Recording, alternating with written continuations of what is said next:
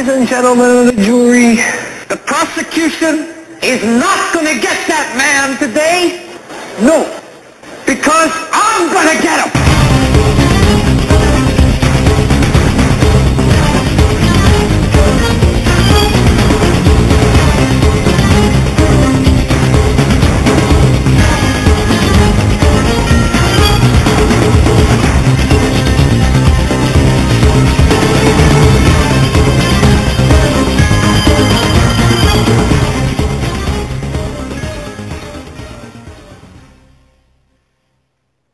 This is the Hagman and Hagman Report for today. It's Wednesday, June 18th, 2014. This is a live broadcast. I'm Doug Hagman. With me in studio is my co-host, my son, fellow investigator Joe Hagman. Together, we are the Hagman and Hagman Report, and you're about to hear an incredible 3-hour program, folks. Thanks for tuning in to us, deliberately tuning in to us, for listening to us.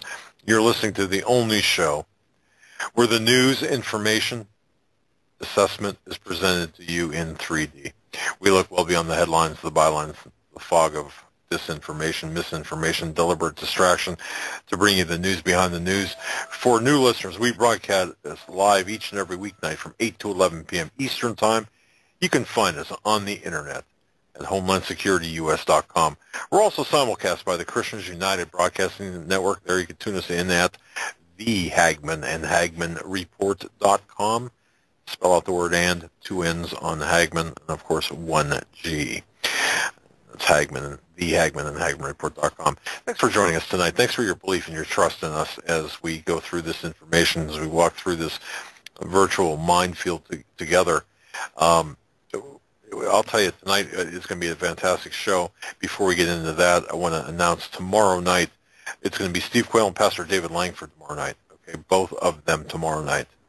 We're talking about what's going on, the warring within the church without, the believers, non-believers, that type of thing. It's going to be a fantastic show. That's tomorrow night, Steve Quayle and Pastor David Langford.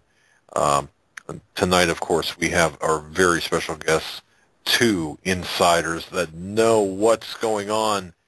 It's V, the Guerrılla Economist, and W, our intelligence insider. Many of you have heard him before. Well, you've heard both of them before. Both we endorse. We know they're anonymous to most of you, if not all of you, we'll say. We know who they are. We stand behind them 100%. They're brothers in Christ in this fight, in this battle in which we are fighting. I'll tell you that. They're the real deal. We, as I said, we endorse them, both of them, 100%. Joe, welcome to the studio tonight. Great to be here. Looking forward to W and V. W, the intelligence insider, V, the economic insider, the Guerrılla Economist, or as it's better known as. We're going to get a lot of information out there tonight. I do have an announcement to make, and I did not see this sooner, and I apologize to Paul McGuire for not seeing this sooner, but tomorrow, June 19th at 7 p.m., Paul McGuire is going to be holding a prayer and prophecy meeting at the Sportsman Lodge Studio in on Coldwater and Ventura Boulevard in Studio City, California. Tomorrow, 7 p.m., Paul McGuire will be holding a prayer/prophecy meeting at the Sportsman Lodge Studio in Sportsman's Lodge in Studio City on Coldwater and Ventura Boulevard. And as I said, I apologize to Mr. McGuire for not getting back to him sooner. Go to paulmcguire.com or paulmcguire.org. He has information on his websites for the meeting tomorrow and a few YouTubes that he has put out as part of that. Perfect. We will be in prayer for Mr. McGuire tomorrow night. That's great. Any of you close by, definitely stop. And if you're so inclined, send him an email. Send Paul an email of support. Just let him know you're thinking about him, praying for him. He's a great guy. So one of our dear friends. As a matter of fact, we'll be sending over. We're going to be populating the app with images. And when we were in Orlando, we spent a lot of time with Paul McGuire. Great man. and we've got some pictures of us with Paul. So those of you having the application, is it really an application or it's just an app? What is it? It doesn't matter. It's an application or an app. Okay. All right. I don't know the terminology of these things, but the fact of the matter is we'll be putting some photos up there and eventually on our website as well. Some good stuff. But with that, tonight, the Guerrılla Economist. Now his website is roguemoney.net. That's roguemoney.net. That's the Guerrılla Economist. Truly an insider's insider. And W, of course, the intelligence insider. Talk about being right on the money with information. Both of these gentlemen are right on the money all the time with the information. Anytime they contact us or we're in contact with them, however we do it, it's always 100%. There's never any ambiguity with respect to what's going on. And, Joe, I don't know, buddy. I would, you might want to check. All right. It's all right, folks. It's radio, right? Yeah, I can, you just keep talking and give me 2 minutes and I'll find them all. Okay, that sounds good. Yeah, we're waiting. Actually, our intelligence insider is going to be a few minutes late coming on tonight, but V should be right on, here up very shortly. Now, if the schedule goes as planned, next week we do have planned, hopefully Kevin Shipp, who wrote the book from the company Shadows, is going to be on with us next week. Former CIA agent, and that hopefully at some point next week we'll have him on, and a lot of other good guests lined up for you as well. Not confirmed yet, but a lot of good guests, a lot of informative guests, a lot of guests that we have not had before. So this should be a very exciting week coming up. Now, folks, with respect to tonight, I just want to say this. If you haven't gone to HomelandSecurityUS.com and read the summary of what I wrote earlier today, Intelligence and Financial Insiders tonight on the Hagman and Hagman Report, okay, definitely read that. The reason I'm saying that is what you're going to hear tonight is a summary. I believe it will be mentioned, I hope it will be, somewhat redacted of, among other things too, of heavily coded information contained in certain publicized financial data that indicates there is insider communication taking place, which the best way to describe it would be communication among the global elite, all right? Communication between the global elite. This coding was spotted by our intelligence insider and run by our, of course, the Guerrılla Economist and others who know the lay of the land in that area. And our intelligence insider picked this up because of his experience with similar type of encryption given his previous experience. Well, that information is, and this was not just a single communication. This was a series of communications, and I really don't understand it myself in terms of how he was able to pick this up. It was explained to me a little bit. I wasn't given the entire key or the entire how it works. But I could say this. It would appear to me, from an investigative point of view, that there is, in fact, communications between certain powerful individuals that would indicate some sort of pre-planning or some sort of instructions being given to other members of the global financial community to do certain things that would include things such as dumping their paper positions on precious metals. More importantly than that, it would be conspiring and doing things behind the public's back against their best interests for financial gain. And I didn't, as you said, I didn't understand the whole the code thing. I see issues with that. They could put out codes for, in my opinion, they could put out codes just to throw people off who might have been in the know, who might be in the know. But when thinking about it, it seems that instead of doing that, the codes would be I guess, not even understanding them fully, but it would be a way to communicate with very little chance of being intercepted or caught by anybody. Right. You're actually talking about maybe a dozen people on the globe that would actually know what this entails, and that's why it's kind of almost foolproof. During times, if you go back during the collapse of the Soviet Union, this happened. There were certain messages sent, communications done. So you've got to know what to look for, where to look for it. It doesn't happen all of the time. It's spotty, it's erratic, but based on, and one thing, you weren't there when we were talking in person, when this was explained, when the other half was explained to me, or the more detailed portion was explained to me.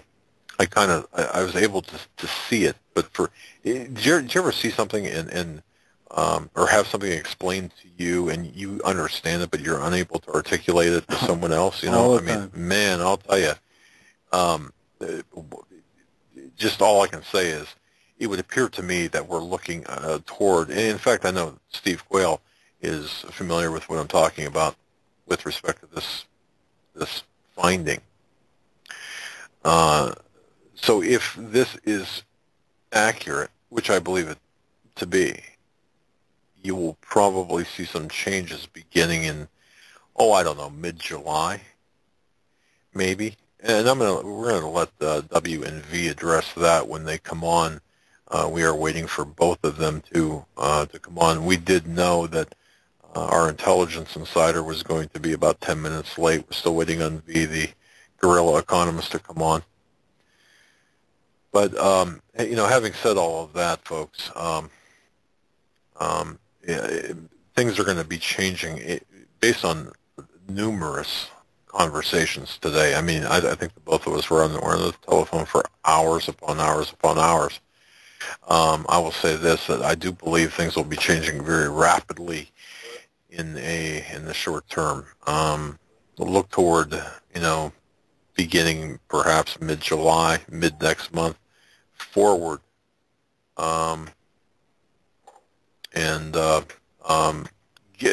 Start thinking in that realm. Hold on just 1 second, guys.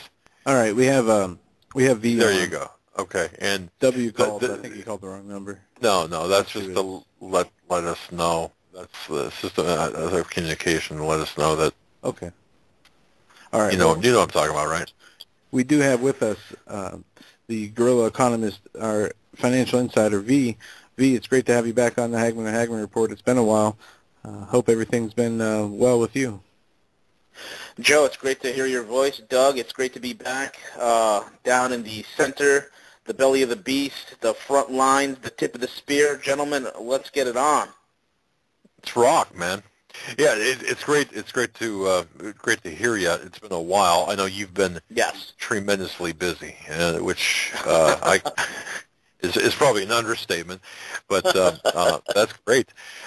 You've got a lot of information, it's my understanding, to disclose, to provide our listeners tonight, as well as W. But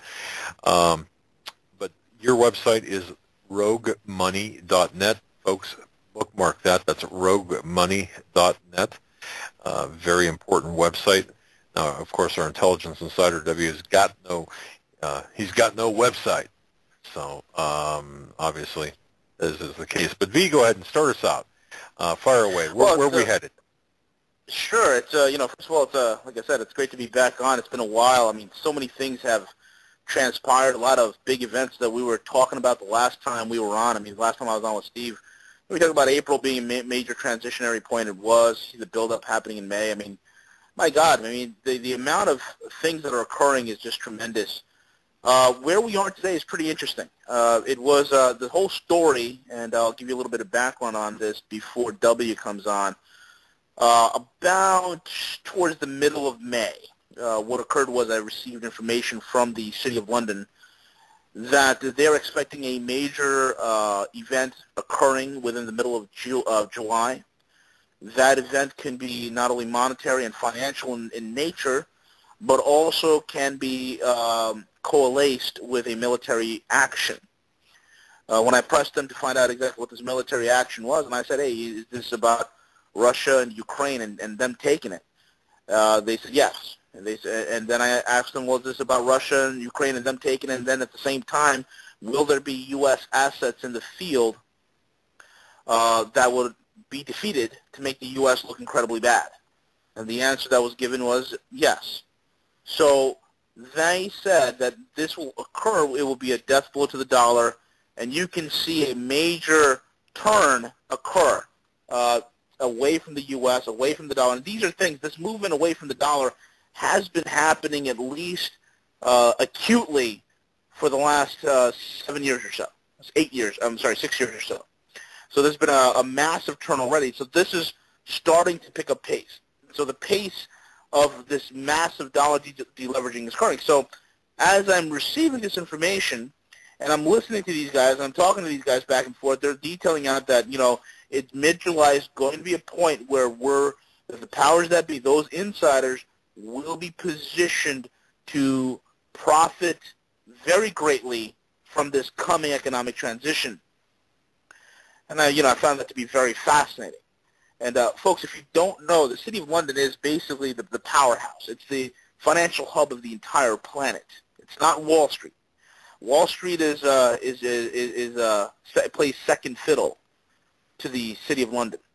So when the City of London said, you know, that these things are going to happen, this is what they're expecting, just as they, you know, told me months ago that there's not going to be any kind of real sanctions against Russia, and that's exactly what happened because of the City of London enjoys receiving a great amount of money from the Russians, and they enjoy putting Russian money as well as Chinese money into tax-free British tax havens, such as the Cayman Islands, Gibraltar, things of that sort. So now the City of London is going to position themselves in order to profit from this whole entire thing. They have people within Russia, within the Russian Central Bank, in the Chinese Central Bank. So while I'm getting all this information, folks, I get off the phone. That night at 3 o'clock in the morning, I get a text message from W saying, hey, I've received some line of code which I haven't seen in X amount of years. It's been a very, very long time since I've received it. This is serious. This is a goal line code. It's insider baseball, as he likes to put it. It is a sign and a signal for certain individuals, certain parties to get ready for a coming transition timed for the middle of July. That will be the kickoff party for this whole entire thing. There's a correlation between this code and the silver market and the tie-ins to that. Now, I thought that was pretty damn amazing because here it is. I just got off the phone with the City of London that night. I get this text from W, and then the morning, a few hours into the morning, I wake up, they announce that the silver price fix is going to be closed as of August the 14th. So I'm like, okay, wait a minute. This is incredible. Get on the phone with Steve. Me and Steve, we bat up some ideas back and forth. Turns out he has a buddy of his who also cited a mid-July date. Now, the funny thing is all four of us came to the same conclusion. The mid-July date is July the 15th. So that code and everything that has to do with it and the actions that are stemming around, you know, that are converging with the code, with everything seems to be converging for some sort of a mid-July event. Now, yesterday, or was the day before, I'm not exactly sure. I lose track of days. Someone forgive me because of the inordinate amount of hours that I'm awake throughout all the night.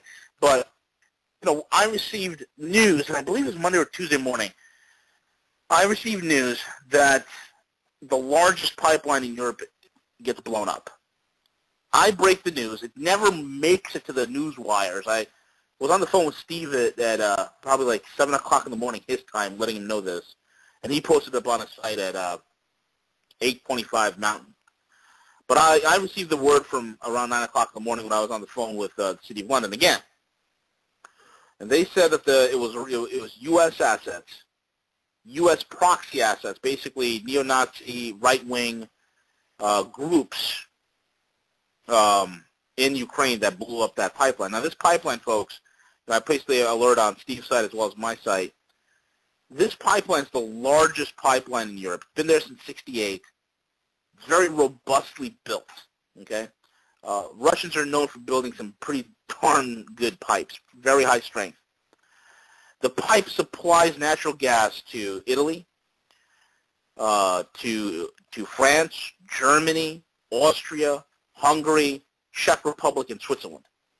So we're talking about a major chunk of the European economy that is going to be affected by this pipeline explosion. And the finger point and the evidence for this whole entire thing is really starting to look like a false flag op. Because remember, to the build-up to this whole thing, what happened? The Russian says, the Ukraine says, we're not going to pay our gas bill. Russia cuts off gas supplies. Prior to this, we've seen the U.S., go to the EU and tell them, hey, listen, guys, we want you to go ahead and force the issue with the Russians, force Ukraine to confront the Russians. And the Europeans are like, well, if we do that, if the Russians cut off energy supplies, then we don't have any fuel for our economy. And the U.S. is like, well, basically, don't worry about that. We'll provide you natural gas, which is a bunch of nonsense, because of the simple fact that we are over 5 years away from having any sort of infrastructure to offer any cubic centimeter of gas. Okay. So then the IMF drafts papers to the Ukrainian government. The Ukrainian government in the country is very desperate for money. They need funds desperately. So the IMF documents, and you guys are going to love this one. The IMF documents for this loan, the stipulations of the loan is real simple. It says, go to war with Russia or you get no money. So they have to go ahead, and the exact wording is, you need to quell pro-Russian dissidents. So all this is happening right before this pipeline explosion. Now we can see, okay, and when I saw that occur, I said to myself, okay, this is the buildup, because this is now the justification. Now you're messing with the Russians' funds. This whole sanction nonsense they did, it didn't fly. It didn't fly at all. It had no effect. They hit Rosneft Bank. Rosneft Bank says, okay, you want to sanction us? You want to hold back some of the funds for our clients? Fine. All of our clients, you got to settle your accounts in rubles. Boom. So now the U.S. is like, okay, now we're going to hit the Russians where it hurts. They blew up a pipeline. Now you're directly messing with Russia's GDP and their economy. That is not good. Now this is after their attempt to go ahead and try to freeze Vladimir Putin's $40 billion that he's got in the Swiss account. Folks, this is what we're talking about. All these things are converging.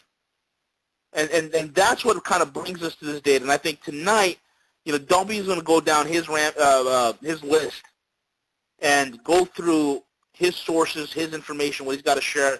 I'm going to give you my point of view, what I got to share from my sources. And you're going to see that there's a lot of similarities here.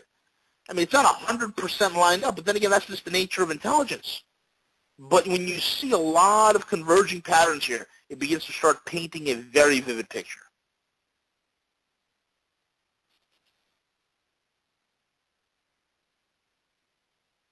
Hello?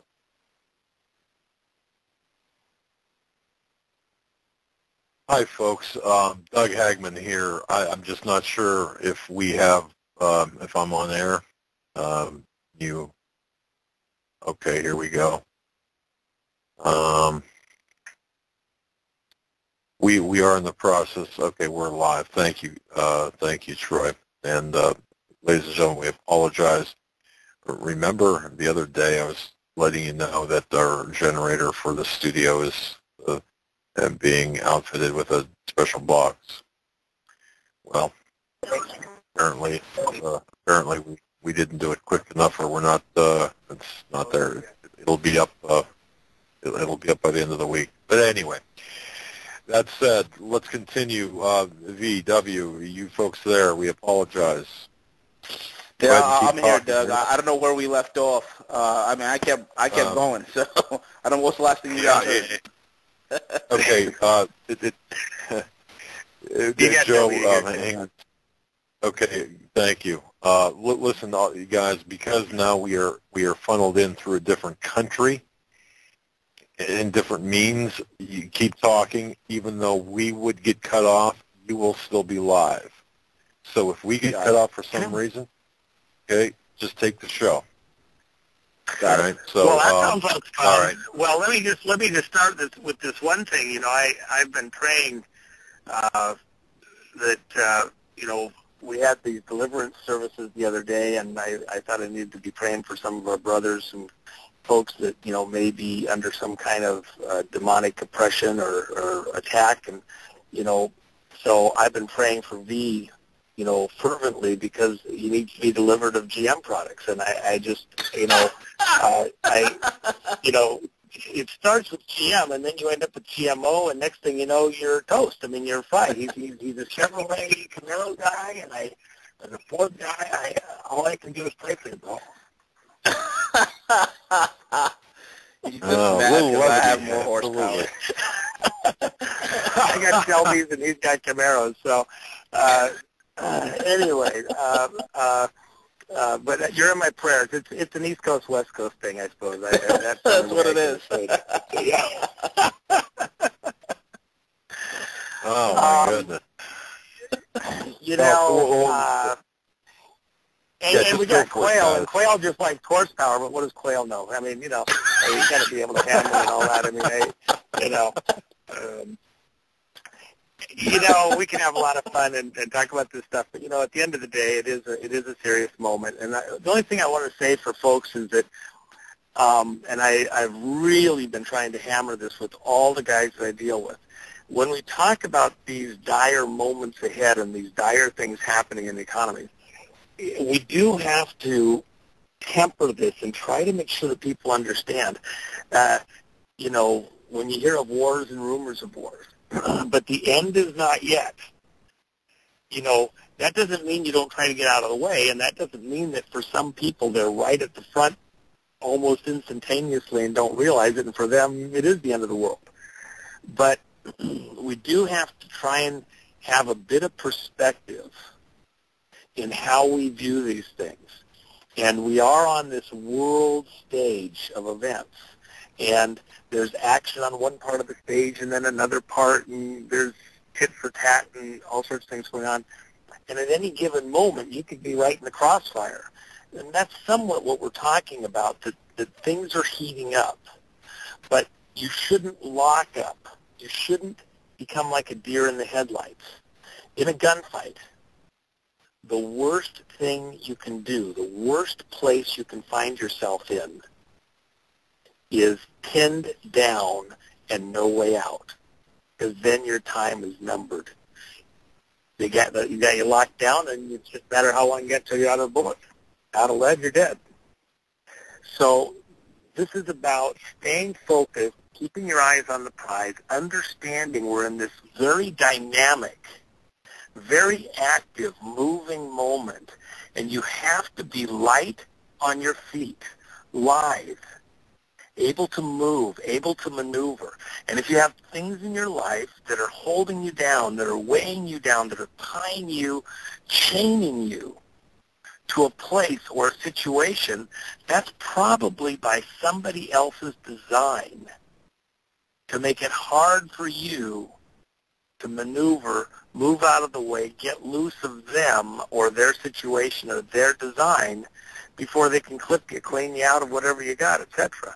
And so what you need to do is be understanding that what we're saying here in part is you need to consider your options and build in options that allow you to morph, move, change, adjust as this situation evolves. It is a moving target. We need to be moving targets. Does that make sense? Does that work for you, V? That absolutely works for me. That's exactly what it is, folks. You know, since we're on scriptures, there's the famous scripture in the Gospels when Jesus was approaching Jerusalem, okay? And this is when he was riding on the donkey, and they were approaching there, and all of a sudden Jesus looked at the city and he said, "Oh, Jerusalem, Jerusalem, how I've longed to hold you as a hen gathers her chicks under her arms, yet you would not come. Therefore your house is left unto you desolate until the day that you say, blessed is he who comes in the name of the Lord." And he was prophesying the destruction of Jerusalem. You fast forward 70 years, and what happens? Well, you have the Roman general Titus who is marching down on Jerusalem, and then you had a great number of Christians within the city. They remembered what the Lord said. So as soon as they received report, hey, there is a marching army of Romans approaching the city, what they did is they were ready. They didn't need to think about it. They didn't need to, oh, what do I do now? Do I start the process? No. They were prepped and ready. In other words, they were mobile. Everything they had, they could fold it up, immediately store it away, put it on a donkey, and head to the hills. And that's exactly what happened. Not a single believer died that day in Jerusalem. Only those who stood behind the status quo Jews that were there, they were the only ones slaughtered. So when Titus surrounded Jerusalem and said, hey, you're not going to come out and fight, you could stay in there and starve, he laid siege to the city. And when they finally broke through, they saw that the streets were flowing with blood. Because the women and then the men, they ran out of food. They began to cannibalize themselves. They began to cannibalize their own children. See, folks, this is what the Lord says. The wise man sees the danger, and he what? Gets out of the way. But the fool lacks discretion and goes right into his folly. So the things that we want to do, there's a lot of events. You know what? Some of these things are scary. Some of these things can overwhelm the average listener. But you have to take it with a grain of salt. And you have to understand that if you're prepared for these things, and you have time here, it's not the end. I was talking to W earlier in the day, and he said it best. It's like, you're falling off a cliff, and you're hitting many, many things on the way down. And I kind of like it. If anybody seen those Simpsons cartoons where Homer falls off the cliff and he's hitting a whole bunch of things, hitting a tree limb here, another cliff there, all the way down. And that's exactly what we are in this country, as a nation, as an economy, as a global superpower. So absolutely, I absolutely agree with his statement.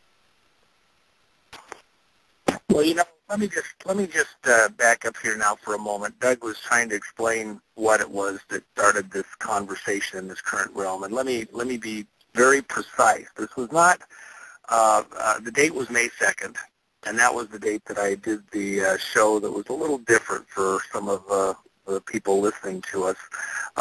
It was not maybe a show that most of the people who've heard me before on Doug and Joe's show would have expected, but that's the way it is. And so that evening, I had done something I do on a regular basis. As a lot of the people may remember, many years ago, was involved in the financial side of the takedown of the Russian economy in the late 80s. And in the course of that, we had done some very specific activities in financial markets in order to generate some of the financial resources that we needed to take this out. And so in the course of that, one of the things that occurred, we had done some trades, the short version, for those people that may want to understand a little more precisely and be able to validate or have some sense of comfort that I know what I'm talking about here. We had done some transactions that were piggybacked on other transactions, and we had the ability with computer software at the time, which was, rudimentary compared to today, within very specific banking programs that were not available to the public, communication lines, to anticipate fee transactions as they were occurring. and then decide to piggyback on those transactions and take part in them, and to or to maneuver in such a way that we could have excess cash after the fact to use for other purposes. Now, a lot of our activity, we weren't going to Congress and asking for permission or getting money. So we were making our own money on the side in these financial markets because we knew what was happening. We could slow down transactions a couple of minutes, get a transaction in place because we saw what two parties were doing, and they didn't realize that in the back door we were piggybacking on or doing a transaction that may relate to it, and then allowing their transaction to go through a couple minutes later. So we could look like geniuses knowing where the market was going or something that was going to happen. And we weren't making monstrous amounts of money. We were making a little bit of money here and there all through. And at the end of the day, it would amount to very large sums of money. And we also had monetary instruments that were provided to us through entities in Louisiana and out of Florida from the Treasury. So we had other money, but we were using this in creative ways. In the course of that, there were some transactions that we could not interfere with because they were protected. And so those transactions had certain number codings that were in the clear that anyone would see, but not realize that those coding numbers were a call sign that told me if I saw those, I had to double check and make sure there weren't other numbers in parts of the transaction that told me that it was a protected transaction. Just seeing the initial number didn't necessarily mean there was a problem. It just meant that I needed to double check. And if I found the other numbers in there, that told me that I had to avoid anything that could interfere with, piggyback on, build off of that transaction because it could interfere with other things that we weren't allowed to touch. So as time went on, there was only a handful of us that even knew these things existed. These other codings were in there. That was done because we had done some initial transactions that did interfere with some of those, and then we were brought online so that we could understand not to make that kind of mistake again. So over time, and after we completed what we did in taking down the ruble, over the years I realized those same codings were in other markets, other specific, say commodities markets. It could be soybeans or corn or something like that, or coffee, whatever, as well as in certain other financial transactions. And so as I looked, I would see the same codes being used. Well, they were using the same code. It's like having a key code on a computer program. If you knew what the code was, you could add anything to it or go anywhere you needed to. And so without touching them or doing other transactions, I have monitored over the years because it helped me to understand the politics going on between companies and countries and regions, and those families who were involved in these financial transactions at another level. So I've monitored it for quite some time, and it's not a simple code. It's not some little 4 or 5 numbers. These are very complex codes, and you need to understand that I'm not talking like Elliott wave where we're looking for a market cycle and we're seeing a market cycle. This is a very precise coded communication. I'm reading somebody else's mail. That's what we're doing here. We're not talking about voodoo. We're not talking about some generic, well, it's going to market's going to go this way or that way. This is a very precise, this is where I'm going with the transaction, hands off, or chime in other people within the various groups. This is the timing I'm using, so you can jump in or avoid me. And those codes were embedded in these transactions. So I've watched this for literally, 25 years. And it's helped me to see what's going on, anticipate certain other actions in the geopolitics of the planet. Now, in all of those years, I think one time is all I recall ever even seeing a transaction where it was coded in silver. I've kind of watched, and I've watched about 50 markets pretty regularly because it helps me to see what's going on and you know, kind of having that inside knowledge. It was something from back in the old days. And all of a sudden, on that night that I did the Hagman show, it just was coincidence that night. That was May 2nd. In silver, I saw a coding. And I thought, well, take a look. I mean, I thought it had been bouncing around in that area, and nothing had been going on for weeks and weeks and weeks. And let me take a look. And sure enough, bang, like a neon light, there's code. I went, oh my gosh, well, that's serious. And then that was end of day on that May 2nd. It actually had several codes that built on each other, but there's one huge code through the day. So I sent a note, a text, to several people, about a half dozen people, and just said, you know, that I had seen something that was coded. It was very interesting in silver, and it was, I felt, very serious. On Monday, the next business day, the opening statement is the statement coming from the banks involved doing the fix on the silver, that they were shutting down the silver fix as of August 14th.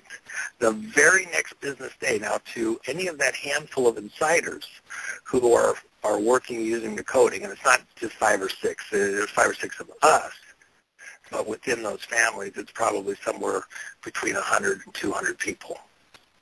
Those business corporate families is just a rough guess. And all of them working in the blind, not knowing that the other ones aren't necessarily. And but for the very next business day to open with a statement that built on what I had just told the handful of people, oh my gosh, there it is, and V, you could look, and Doug, you could look, and you'd see that the date was before the announcement. Anybody on the planet in the public realm had heard one thing about the silver fix being dropped. It was stunning. It was out of the blue. Now, to those insiders who may have been preoccupied because they're involved in other markets, other geopolitics, other things, what was that? That was like a flashbang, neon flashing light. Pay attention here. Go look. And the first thing any of those people would have done is they'd have gone to the last couple of days of trading, and if they understand they're looking for any kind of communications, backline communications, first thing they're seeing, last transaction of the day, last message that was sent. Oh my gosh. If they run the code, they didn't know, oh my gosh, okay, I get the message. Because that was like, pay attention. Now, subsequent to that, there were 2 more coded times that it came through in the silver markets. And the sum of the 3 times, the time period between them was 21 days. But they didn't happen evenly. And then there were other communications or other information within those communications that were very interesting on certain of the numbers. And I thought some of the numbers were very, very interesting. They're reinforced in a very precise, specific way the data that came through on that very first coded message. Each of those 3 are actually aimed at 3 different types of groups trading. One was for those that are holding the physical product silver, or should be.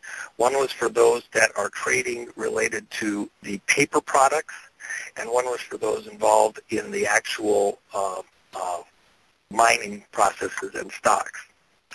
And so all 3 groups were coded separately, but with essentially a code that was a take your position and, batten down the hatches and get ready type of thing, and with the same date, which was a start date. It's like the bus stops at the bus stop at such and so time. Well, the bus, leaves the bus stop on July 15th. In fact, a very precise time on July 15th. And the interesting thing about July 15th is it's a reporting date. It's a reporting date for the end of the previous quarter, the second quarter of the year. And so there's information that may come through that would affect that. That's a pretty normal thing. And in fact, in other codes, I've seen that pretty commonly to be a reporting date related to a quarter. In all of this conversation, the main point here is it doesn't tell you a precise place that silver is going to be. It doesn't give you all the rest of the information because this is a conversation. And with this particular coding, now there will be other coding that I probably won't be privy to because it will happen in different places in different ways or come through as more of a day code.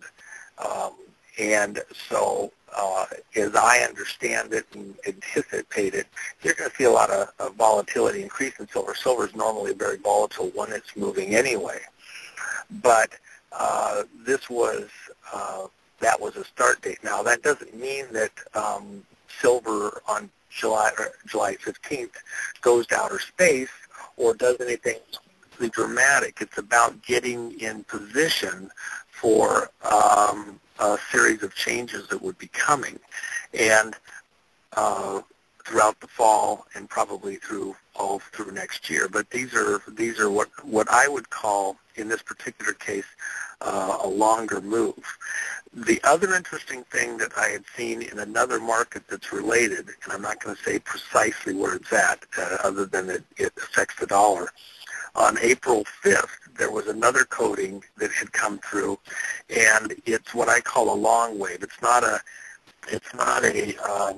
market timing thing, or some generic. We're reading the voodoo signs and they tell us to do this. It's a very precise signal on a direction, and that as a turning point.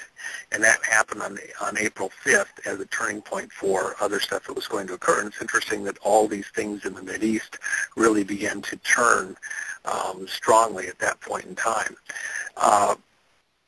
So with very precise information, they're communicating to each other to get locked in positions before a certain date. And then essentially once you're on the bus, you'll get more communication type thing once you're safely ready to take this journey. What those communications are going to be, we can speculate somewhat, we can anticipate. There is certain information in there that does give me some specifics, but I'm going to hold that back, other than to say that the short version is expect a downturn in the dollar that's going to be pretty, obvious and steady, related to petroleum, related to the petrodollar, and related to the silver. And the silver and the dollar are going to be working syncopatically, but going at cross purposes, going in different directions, and that they're going to be building off each other. Part of the reason this is interesting is because classically you would be looking at, say, gold. Have gold, you got to have gold, or buy oil, a crisis, buy oil. And silver's been the ugly stepchild. And they've actually gone out of their way to keep it super low on the volatility. And these guys are greedy. They want something that they can get for next to nothing or less. So immediately after those codings, and after the announcement the silver fix was over with, silver weakened. And I expect it to weaken again once or twice before we get to the hard dates, and then begin this march up through spikes. Do I know precisely how it's going to go? I haven't got a clue. We'll find out as we get there, because we're reading somebody else's mail, and they're adjusting. They have a plan in place, but they also, in the course of that plan, know some of the gyrations they intend to do, and we may or may not intercept all of that mail. We'll just have to see. But clearly, as far as I'm concerned, and based on what I saw, silver, which is like out in left field, suddenly is going to be very, very important. And it does make sense if you go back and look at silver's historical place in society, in nations, in finance, in monetary worlds. Silver's always had a place, and they suddenly have no place for a period of time. They're about to come out of the background, and that's maybe the rest of the story that we can talk about. You want to take it, V? Yeah, absolutely. Well, one of the things that's a credible threat to the dollar itself. I mean, you look at gold. I mean, there's not a lot of people out there that can buy gold in any sort of sizable means. But when we talk about silver, we're talking about something that it can be acquired by someone with very little means. I mean, today, I mean, silver is about $19.70 an ounce. So this is something that's readily available. This is something that people can get a hold of. They can get a hold of it rather quickly. So, this is one of the things that, when me and W talked about was how oftentimes when you have these banksters and you have these rulers, these guys who are the power behind the throne, they would always like to position themselves that not only do they make money on the booms, but also on the bust, which is pretty obvious to everybody.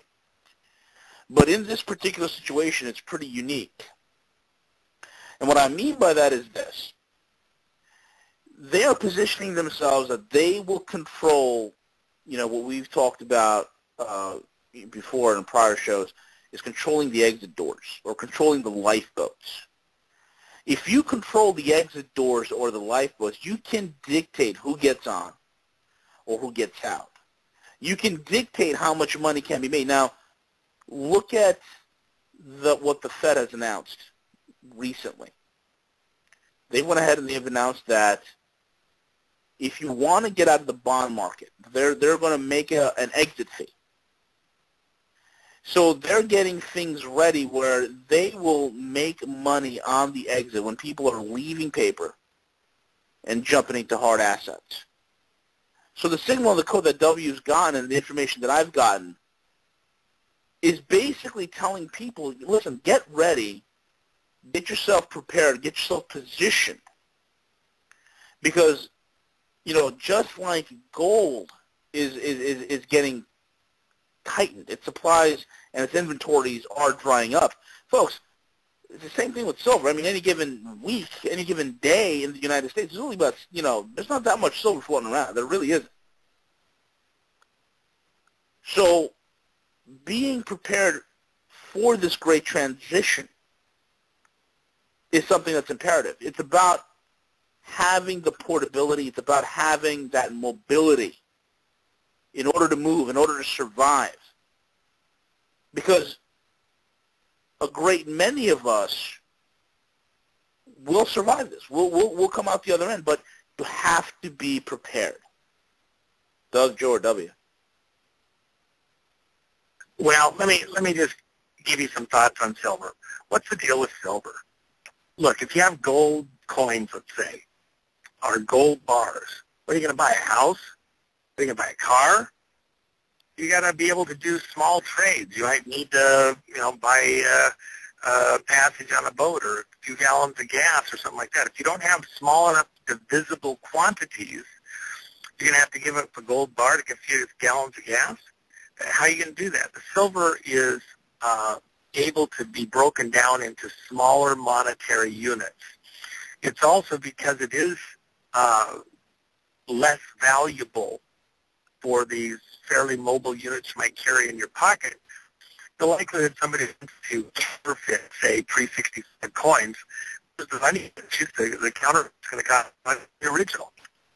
There's no easy way to do it. It's hard to think of something and end up with something that looks like a real pre-65 coin, and duplicate it in a way that you can't detect easily, that the average person can't detect. That's one of the reasons why I like the pre-65 coins, for example. Even silver ingots or bars and stuff like that, if you did get caught by surprise, in a remote situation, you're not giving away the farm necessarily. You're dealing with gold, you got tungsten and all sorts of other things in there. Some of those transactions could get pretty dicey for people. And to get your gold from one place to another, somebody's going to beat you over the head for it. If you got a couple coins in your pocket, the pressure, the motivation for somebody to try and do something goes down pretty dramatically. So, it's pretty important to think about what's the value, say, of an inexpensive silver transaction. with smaller units, something that's easily recognizable. So as we go into a falling dollar and some kind of social chaos and monetary paper chaos, the average Joe, the average Doug, the average listener on this show, he can probably appropriate and conduct transactions in silver a lot more readily and have it make a lot more sense than he's going to be able to do the same with gold or some other precious, valuable metal that's hard for him to get or hard to break up into small quantities, etc. So silver could make a lot of sense, and that's partially what's being communicated here, is that we're being told that a change is coming related to paper. Now, that April 5th coding related to paper. The code midway after the May 2nd coding related to the paper transactions. And what we're seeing is a loss in trust with paper transactions. That's the key thing that I think people have to get in their mind immediately. What's the greatest crisis brewing, not just in America, but in the world right now? This loss of trust of anything, paper or electronically recorded, that is your asset, where you're not physically holding the asset. Why? Because, we're talking about the mortgages, okay? How trustworthy is the paperwork that you have on your mortgage? How provable is it? So is the chain of custody broken? What about on your stocks? What about on even your silver certificates or gold certificates of deposit based on the flood there at Water Street in New York? You have very serious credibility issues with all of these paper instruments. And in that moment, as these truths come out to the public, as more and more people recognize the way that the paper and electronic records have been convoluted, churned, intentionally muddied, they're going to begin to worry and not want to trust paper money in an account somewhere that's denominated with dots and tittles on a computer screen. So what's the cure going to be? Well, the obvious cure is gold. But what's the less obvious cure that's in the same realm and makes more sense for a much larger portion of the population? Silver. Do you know that 90% of all the silver mined on planet Earth has been used up in commercial purposes, while virtually 100% ever mined in, history of man, modern man, is still above ground laying on a vault somewhere, on a pallet somewhere. The silver is much more usable. It's used all the time in industry. It has great utilitarian value, and it's easy to convey to persons in smaller quantities from a work standpoint or for transactions, etc. That's why silver in many languages means money. That's the same word for money, currency, is silver. And what are some of the other features of silver?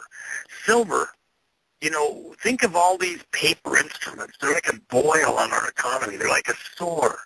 It's infected. It's pussy. It's diseased. All of this lying paper that we are getting inundated with in our society, in our countries, around the world. It's like pus sores all over our, national bodies. Well, what's the classic treatment for infection before we had antibiotics and everything else? What was the natural antibiotic? Monatomic silver. Water that has been charged electrically and charged with a silver component in it. And that silver is a disinfectant. What is the disinfectant for the disease of paper, money, and lying paper transactions for all of our listeners whose lives, are at risk? It's silver, something tangible that's that's easily transferable, that's recognizable, that's not easy to counterfeit.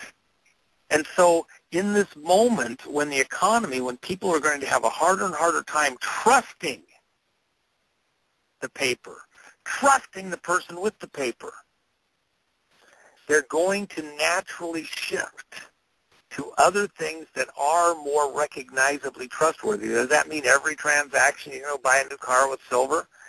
Probably not. But more and more people are going to recognize they need to have that lifeboat. And what's being coded is these guys want to get ahead of what's about to happen and take a position, and they're going to make some money off the people trying to find an exit into something safer. You'll probably hear more communications talking about it. With that, we're up against the top of the hour break. We're going to take that now. Folks, you're listening to the Hagman and Hagman Report on this Wednesday, June 18th, 2014, with our two very special guests, W, the Intelligence Insider, and V, the Guerrilla Economist. His website is roguemoney.net for those who want to check it out and bookmark that site. There's a lot of great information that you'll find there updated on a daily basis. We'll be right back after these short messages. Stay with us.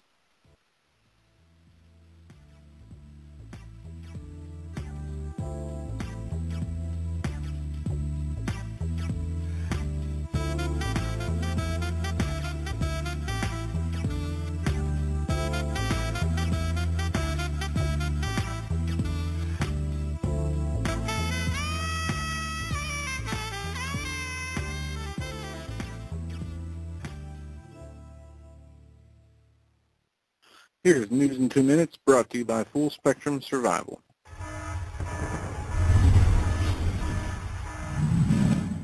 Hello everyone, and welcome to another episode of News in 2 Minutes, bringing you the news that you need to know every day. Let's begin. The Tokyo Electric Power Company has released information detailing problems that they are seeing during the installation and operation of an underground freezing pipeline that researchers hoped would slow the groundwater contamination and radioactive releases that make their way into the Pacific Ocean.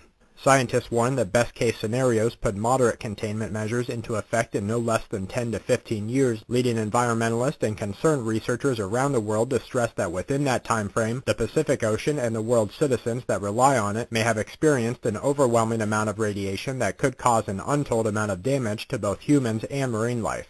A study that was published in coordination with the International Livestock Research Institute, which works to provide critical information on the world's food supply chain, uses unique information to map and predict areas that researchers say are most likely to become hotspots for pandemic possible viruses, such as the currently circulating H7N9 variation of the avian flu.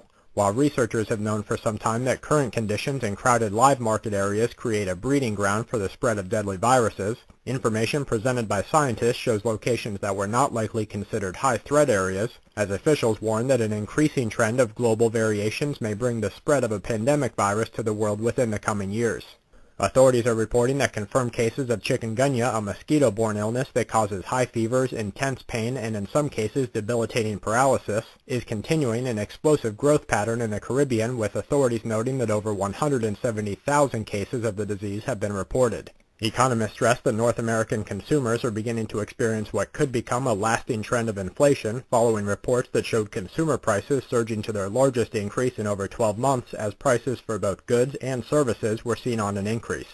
Scientists have released the archaeological findings of one of the world's oldest recorded epidemics, with research data indicating that the Egyptian-era disease was widely contagious and brought about symptoms similar to a hemorrhagic fever, with a reportedly high level of morbidity and an increased chance for internal bleeding. And to wrap things up, researchers at the University of Tennessee are exploring ways to neutralize chemical weapons by catalyzing the hydrolysis of nerve agents, as world powers fear the use of devastating attacks across the globe. Tensions between the U.S. and Russia are increasing following reports of Western military movement and international developments within Europe, and a 5.3 in Indonesia followed by a lull in activity across North America completes today's Quake Watch. And that's it for this episode of News in 2 Minutes. Check back tomorrow for more news that the aware need the most. This week's News in 2 Minutes is brought to you by SHTFplan.com, where even the officials go for news. SQmetals.com, for all your precious metal needs.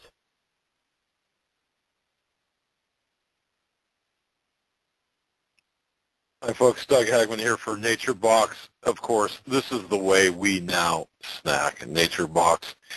Folks, if you go to HomelandSecurityUS.com, click on the ad for NatureBox on the left-hand side. It'll take you to our page at NatureBox where you get 50% off your first order. This is really great. You can choose a monthly box size. It's kind of like the snack of the month club, if you will. Choose your monthly box size, 5, 10, 20 snacks. Choose your snacks, the type, whether you like spicy, salty, sweet, whatever. And, of course, it gets delivered directly to your door.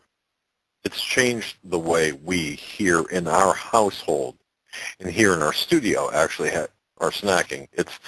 We're snacking healthier because non-GMO, nothing artificial, really. And the taste is phenomenal. It's just an explosion in your taste buds. It's called NatureBox. It's a great program. We're partnered up with them to change the way we snack. And, of course, as summer continues, we want to look our best, don't we? Shed a few pounds. Not that I, not that I've got the six-pack abs, but I'll tell you what, it's good to know that you're not filling your body full of unneeded calories and unwanted things through which you get at the snack aisle, at the grocery store, at the convenience store. So definitely go with naturebox.com. We endorse it. We use it. We're happy customers. It's great. It comes to your door every month. And folks, by ordering through us at naturebox.com/CFP radio, you get 50% off your first order. And you can cancel or pause anytime, and it's a great deal. That's at naturebox.com/CFP radio.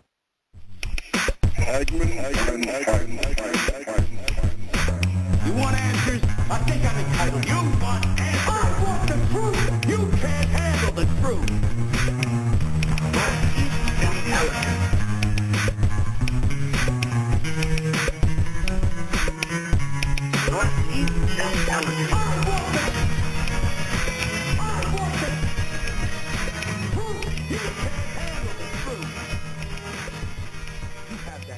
Oh, you can't handle the truth, folks. I know you can. Welcome back, folks, to a very special edition of the Hagman and Hagman Report.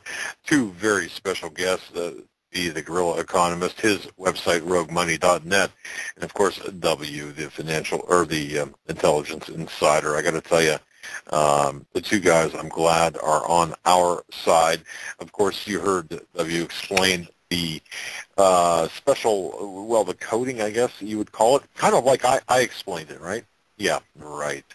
No, it's pretty interesting reading other people's mail surveillance, if you will, on the communications between certain elite individuals, shall we say. And, of course, the benefits of silver. Hang on a second. Let me take the silver spoon out of Joe's mouth there. Yeah, okay.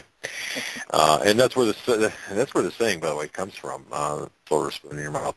But I'm going to turn this back over. We're going to turn this back over to I think we'll turn it over to V here at this point. But I will say this. We're back up. We're strong.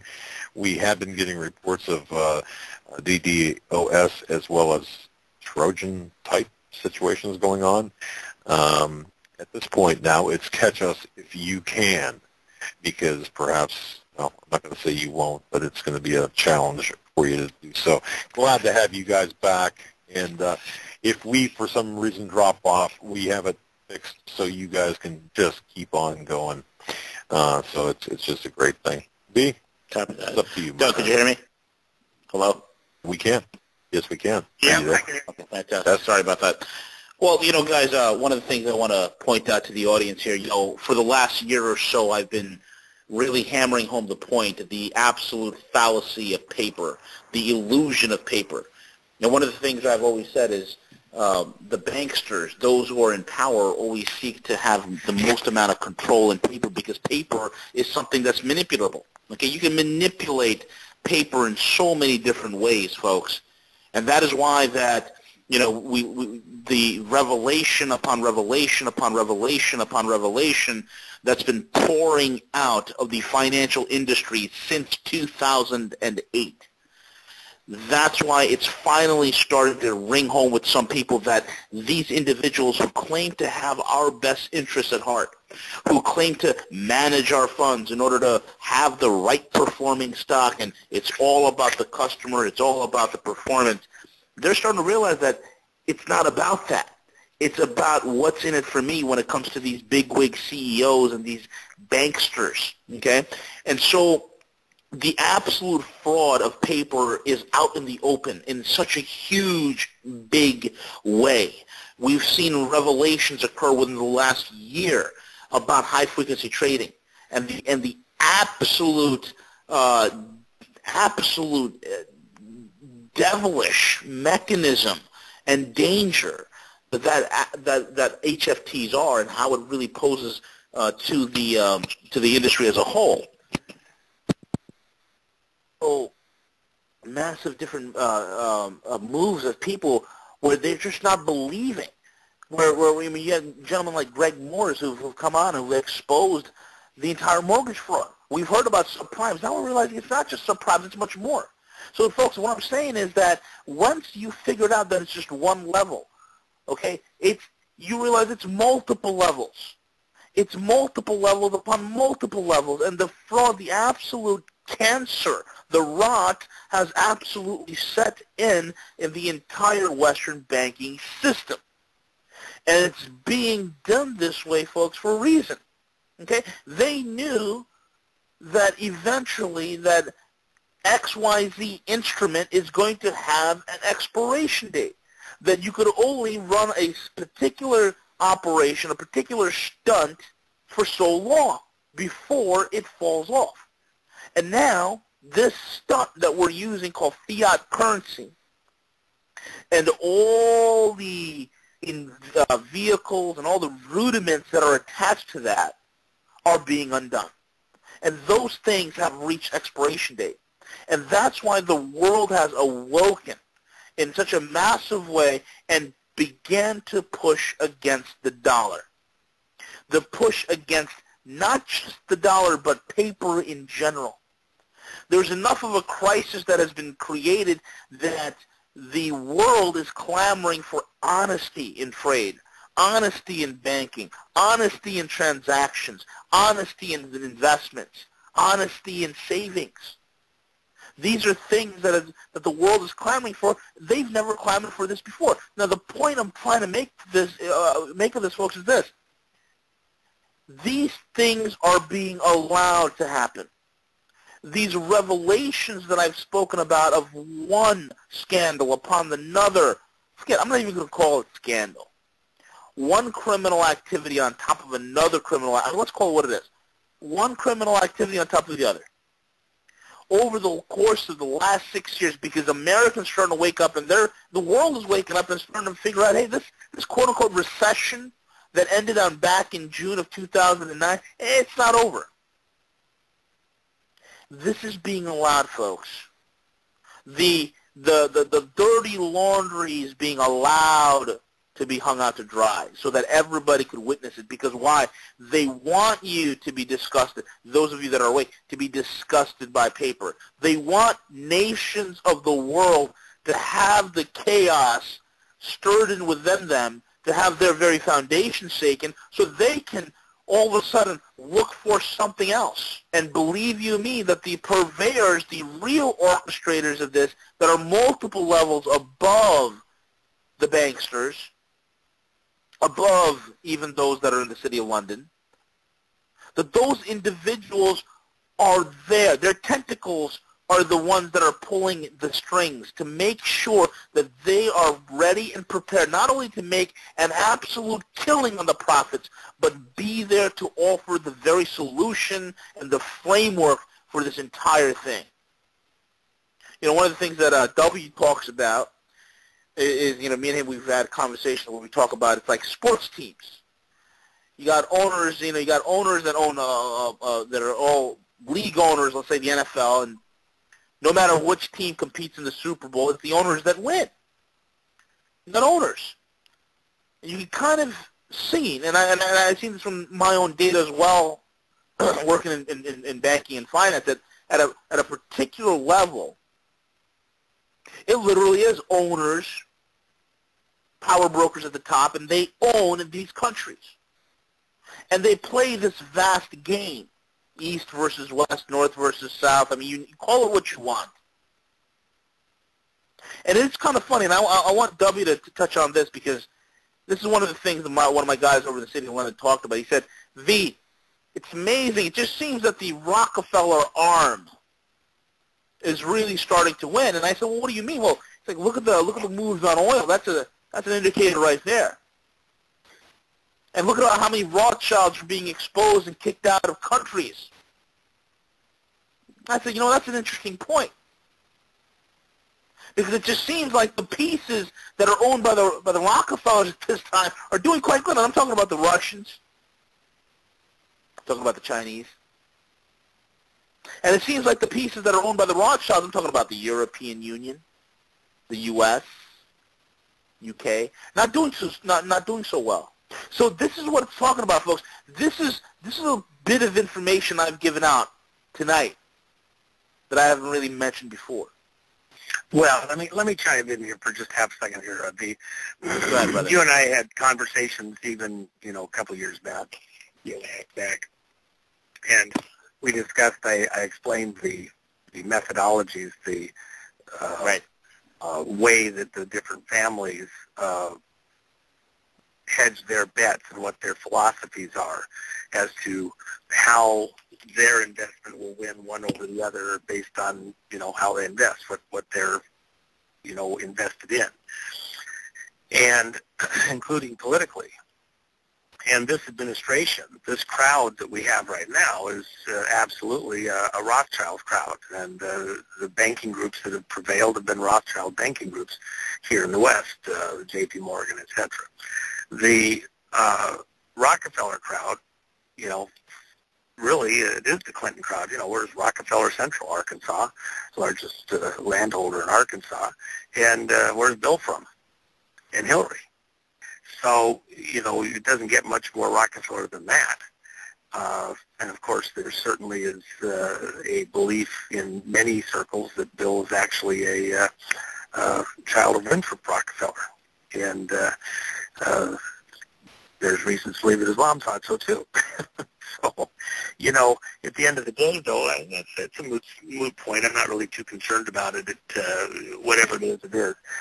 At the end of the day, there is different groups, families. It's not just those two. There's a number of families involved here, and they're all competing for position. But to a lot of outsiders, it looks like they're competing to the death. That's not at all what's going on. They look at this competing for position very much so like a horse race. They're not killing each other off. They're seeing who gets to win today. And they're bringing their best horse and trying to win against the other families. But at the end of the day, they all go back to the paddock, and at some level, they own the track, so they're all winners because everybody else comes to bet at their casino. Is this blood sport or non? Yeah. In any arena. Is this like like a family card game to them? I mean, what you just said to me, you've told me this before, but I think this needs to be repeated. What we're seeing is theater. This is really soft entertainment. World Federation of Wrestling or whatever, right? Is that what you're saying? Well, I mean, at a certain level, but at another level, it is deadly serious. Amongst themselves, they're playing to win, to survive. The rest of us are cannon fodder. They don't really need us. We are, the unwashed masses. This isn't about saving us. This is about, saving themselves, perpetuating themselves, and using us up to a certain point, and then they're done with us, or we get too numerous or too heady or too much of a problem, and we make sure we wipe each other out and start over. And so, just, and one thing, let's go back for just a second. Something V said, I should have added one more thing. In the coding that I've been watching, and the reason I called the thing in April 5th the long code, there's certain things that are built on stuff that occurred back with what we were doing in the 80s, that there were huge transactions that affected economy throughout the whole world at the nation-state level. So, for example, when we completed what we were doing, and a lot of the work was done in Japan, using, Japanese banks and yen, etc. I remember one of my associates, on the day that we made the change, the final change we were making in what we're doing in the Japanese markets, he says, well, this is going to kill the Japanese stock market. And I said, yeah, it's going to hurt them. They're going to feel it pretty bad. He says, no, it's going to kill them. And he said, a day and an hour. And I thought about it for about 100 million to a second. I says, yeah, it's about the right time. That's when it'll hit. You're right. And sure as we're sitting here, that's exactly what had happened. Now, based on that, and the rest was history. They went into a spin that they have been fighting ever since. Subsequent to that, there was another moment when we expected an Asian market collapse, something broader, and I'd said, well, we got to get this out of the way. I'd talked with a number of key people to discuss the problem after the wall fell, and said, we got to get ahead of this, and the intent was to come back and fix these things so that it wouldn't cause damage down the road. Nothing was done, and as it got closer and closer, 4 or 5 years out, and I had mentioned to a person, a very famous person, especially at the time, and I told him the day and hour. I said, the problem is they're going to look at another collapse that's going to be horrible on this specific date. And he was just shocked that I could be that specific. How can you be that specific? I said, because that's when the instruments mature, the first wave of them that are of any significance that begin hitting these markets. And if we don't do something before then, which apparently nobody's going to do anything about, we're going to act like we didn't do this, then we're going to have chaos on that date. Not that year, not sometime around then. That date, that exact hour when the reporting stuff comes through the pipeline, it's going to cause chaos. Well, years later, when it happened exactly to the hour, minutes really, of what I'd said, and he picks up the phone and he calls me out and says, do you remember when we had that conversation? You said, blah, blah. I says, yeah. I wasn't sure you remembered. Well, I can't believe it. You're right. You're right. I says, well, did you do anything about it? No. Well, you'd be a trillionaire if you'd done something, if you'd listened to me. But he just couldn't believe it could be true. Well, nobody can know that much. Well, you can if you know what you wrote. You can if you know what was programmed in. So now, I'm telling you, there's a program here. Correct. This isn't just voodoo. It's not a magic act around the crystal ball. We're not just gazing at, it's a program. It's very precise. There's exact cogs and wheels turning and twisting, and they're hitting in exact precise times. It's a clock. It's a financial clock instrument. And the crisis is that even in the coding that just came through, what was so stunning to me, and this was one of the conversations I had about 2 weeks later with V, and I think you were in on it at some point there, Doug, and I said, when I ran the numbers, it was about a week and a half later, I ran the numbers, again, trying to go to see if what I had missed, because I got a second code, and I went, oh my gosh, yeah, this is for real, this is absolutely serious, there's no mistake, this is huge. And so I went back through and I started crunching the numbers. I went back into my old stuff from the old days. And then I realized, oh my gosh, the dates on the hits are exactly a certain number separation from the original one based on the way that the instruments were rewritten after the first crisis in 96, after the 89 crisis. And I was like, oh my gosh, they're building off of that date. And the key number in there was an 18. And I'm just going, oh my gosh, 18666, give me a break. Everywhere, and I went through other stuff, it cross-references in several ways. But I'm just looking at it going, it's precise. It's a chronos. It's a clock. And all of those instruments, all of that paper is out there waiting to hit with precision. And then I'm looking at all these other markets that we've been talking about, things that have been happening, and then I realize, well, it's like, the grain sifting through an hourglass. And then the stuff that we did hits the freaking hourglass like a silver bullet and breaks the whole thing to smithereens on a precise date. Why? Because it doesn't matter how much this stuff is a problem. It's out there. It's toxic, and it's building up. There's all this momentum. At that date, it's done. And so these groups leave nothing to chance. There's always a backup for the backup. It's like the World Trade Center buildings. They might have had a Judy Wood way of taking those buildings down with other technology that isn't in the clear for the rest of the world for the most part.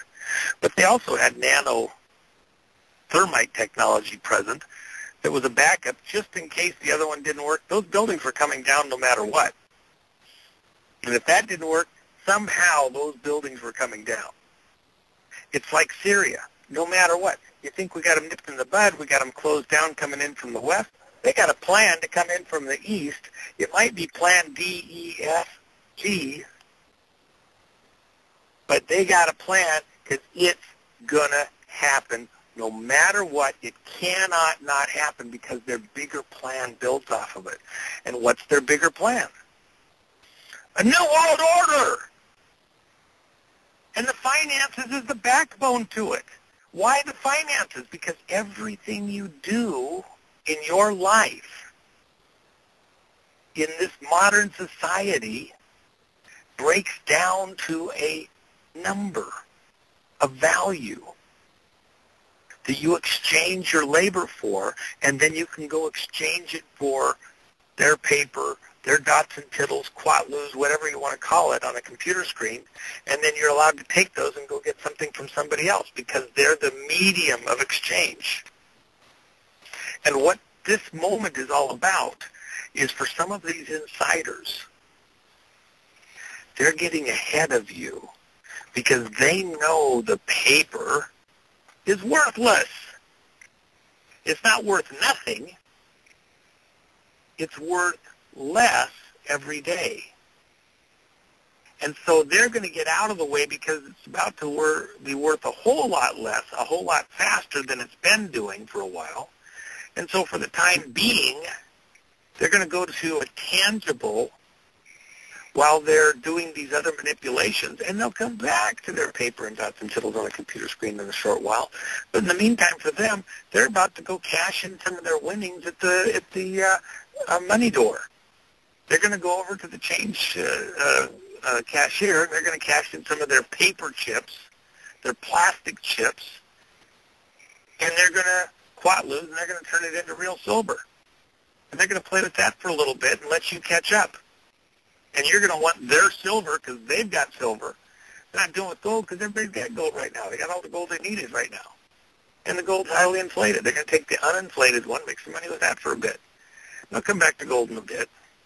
In the meantime, they're going to bring the silver up where it's supposed to be. Is there a kind of a symbology built into the silver as well, being a transformative metal type thing in the transformation of our economy? Yes. Well, silver is the best conductor of current, electricity. And so within a society, there's a symbology to using silver at a transformational moment that's different than what you're doing with gold. Gold is about holding and keeping and having. It's an anchor. Silver is about doing, functioning. It's the transmutational metal. It conducts the current from one location to another, and stuff happens. It's the industrial one. They're still building out their New World Order machine. So for this moment, and remember, they're into symbology and type and hidden messages and metaphors. So the silver is a metaphor within their own magic act of what they're doing. It's like, they're doing this concoction in the cauldron, and it calls for total bat. Okay, well, total frog isn't going to work. You got to have total bat, or the magic doesn't work the same. It screws the whole brew up. So right now, the recipe calls, I'm a dash of silver. And that's what, because we're being worked psychologically. And a lot of this stuff related to how we value our stuff, how we value our labor, how we hold something close to us. We're being played with in that. And part of that, again, is the silver. They keep changing up the game. It's fastball, and then it's an underhand pitch. It's fastball, and then it's a curveball. You're all tuned up. You're looking for everything gold, and oil. Oh, shoot. I didn't see silver coming. And that's what they're doing. So we're seeing an inside code. They're about to change the game a little bit. They're not listening to us. There's only about, a couple hundred of us listeners out there even paying attention. We're not going to move the market. I'm not worried about that. If you realize, okay, and I've got my 401k, and I got my classic car and all that. Look, if you want to have something that will have value, that's going to go up in value a bit over the next couple of years, way disproportionate to everything else, don't be holding it in paper. And by the way, it's not just silver.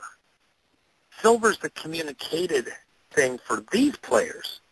But for your listeners or somebody else, they may need to, get some food set aside, or start looking at what they're going to have, as far as a location to get out of the way, because their business is highly, exposed to paper products. Maybe they're in the insurance industry.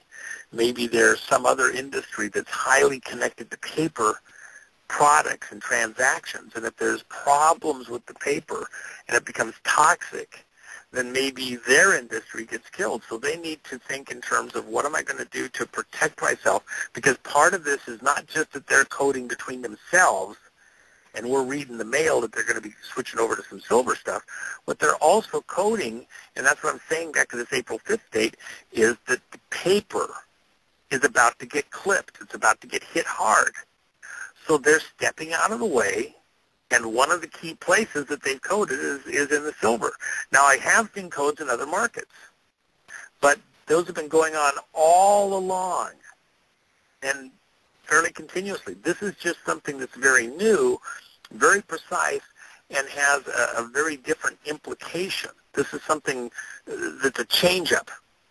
That's why I'm saying something, because this is not business as usual. The other stuff happens to pretty much business as usual. They've been holding this in reserve.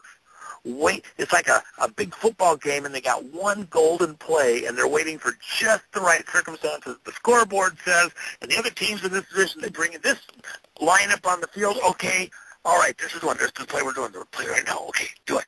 They won't see it coming because we haven't done it all year. That's what I'm saying here. So if you get it, great. If you don't, and by the way, hey, no matter, it's an interesting conversation. There might only be a handful of your listeners, Doug, who are getting some kind of specific direction from God to do something in silver. That's not even my whole message. My message is they're communicating a change, a way of business, something dramatic that they themselves have to get out of the way, get out of an exposed position in one area, move to a less exposed position, hit the sidelines for a minute, take a deep breath, let what's going to happen, then they'll step back in and do it a different way. Or they're going to do a little bit of playing in this other table. They're moving from one table to another, the craps table in the casino, for a little bit of time. And it doesn't mean that we should or have to do the same thing. It means that we should be live on our feet, look at your personal situation, realize there's another change-up coming in the game, and do some self-analysis, some personal business, family situation analysis to get ready for it. Now, when this code first came through on May 2nd, we were talking a little bit about the Ukraine, but nobody was talking this latest stuff with Syria, and we certainly weren't talking blowing up pipelines. We could see that there was stuff getting ready to happen, But even there, the most dramatic thing that I am concerned about that also came immediately after that, that was about the date the decisions were made about what was going to be told as far as instructions at the Bilderberg meeting. Remember, at the Bilderberg meeting, they didn't decide what to do. At the Bilderberg meeting, they were read in on what had been decided to be done. The decisions were finalized during the course of that week, just prior to the May 2nd coding. And May Day is an important day. So that's the preface, and that decision came out immediately thereafter. The Bilderberg thing, those decisions were made at that point in time. And what did I tell you privately, Doug and V, that I believe was the most important thing that came out of the Bilderberg thing? They're going to take hands off on the renegade in chief, and they're going to let everything come at him, and his advisors are going to let everything come at him. And what also happened right then? Press secretary resigns, a change up in the command, and they're going to let everything go. Have at it. Flail away. And he's going to play rope-a-dope. He's going to do what Putin did before the Olympics. He's going to take all your blows. But they're going to let everything come on him. All the sins are going on the administration, and we're going to be so tied up paying attention to that. And that somewhat is what's been going on over the last few weeks. Suddenly there's no emails over at the IRS for those that are lost. Well, how are people going to react to that? All the illegals coming in, well, they've been coming in since last October, but now all of a sudden the announcements are made. It's just horrible. It's, nobody even heard the latest with the birth certificate stuff out of Kenya that was released with more of the information there. So these things are getting some steam up so that we'll be focused there and our attentions will be focused there, distracting us from other stuff. And what will be the result of all that? A less trust of Washington and those people who, with their financial maneuverings, made it possible for this crowd to take office. Even the Benghazi stuff, suddenly it's getting momentum. It wasn't there before. Didn't I say that? Who's actually going to be on trial when this Ansar al-Sharia leader goes on trial in Washington, if it ever happens, with all the corrupted evidence they have? The administration. He's not going to be on trial. The administration's going to be on trial. It's going to take place in Washington, D.C. It's going to be an indictment of Hillary and of Obama. It'll be the terrorist name on all of it, but the counterpoint to it, everything will be weighed against, well, why did the administration do this? Why didn't they do that? That'll be the counterpoint. It's a reverse. You're looking in a mirror. And by the way, what are silvered mirrors? Glass with silver on one side. This is a transformational moment. We see our reflection in everything. They're doing a magic act, a spell, an incantation. They're brewing something. Oh, we need a little drop of silver.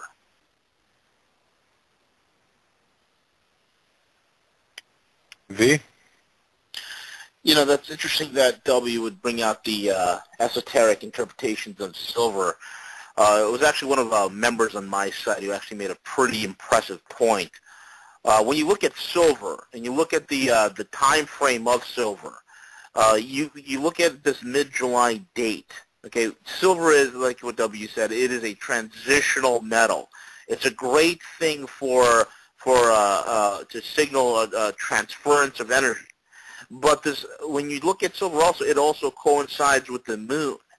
And when you look at the July, you're having a moon phase that signals in the ancient Egyptian religions and mystery schools over there, a new economic transition. And that new economic transition happens to be July the 15th, happens to be that mid-July date. So it's pretty amazing that you have these signals that are occurring not only in geopolitically, where we're seeing very high-level plays that are being done.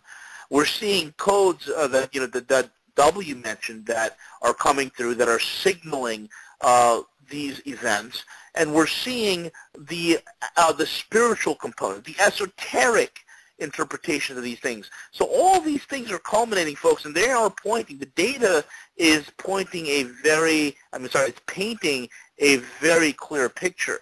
And that's something that I want people to know. Now, I'm not telling everybody to, we're not telling everybody that it's the end of the world here, but it's about preparation. So if this is a signal for those, like, we mentioned before, you have to have an exit strategy.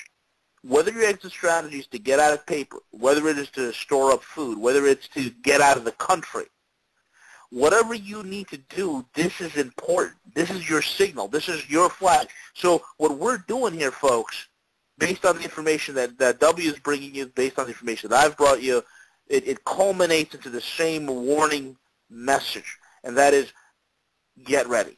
That is have your houses in order. That is have your exit plan active. Whatever things that you've had in your life that were tying you down, the business that you just refuse to sell for some strange reason, the home that you think you own, my kids they gotta finish college, whatever the heck it is, your retirement plan, your bucket list, whatever have you, whatever it is. Now is the time that you begin to cut the umbilical cord on those things that have been feeding off of you that you think are valuable. And it's time for you to be transitional, so to speak. It's time for you to go through a transition in your thinking, in the way that you live life, and be in a position where you can come out on the other end of this whole entire thing and not be one of the statistics, not be one of the victims of what is going to happen with this incredible transitionary period that's about to befall the earth. And that's the whole thing here, folks, because it is a global game that is being played. It is theater for the profane that is being done. And these are globalist factions on both sides. And if you're thinking this is just good guys versus bad guys, or if this is East versus West, you're not thinking big enough. This is far bigger than that. This is far bigger than just, and folks, if all you've gotten out of tonight is, V and W talking about silver, you missed the point. The game that's being played here, folks, is a game for your soul. That's the game.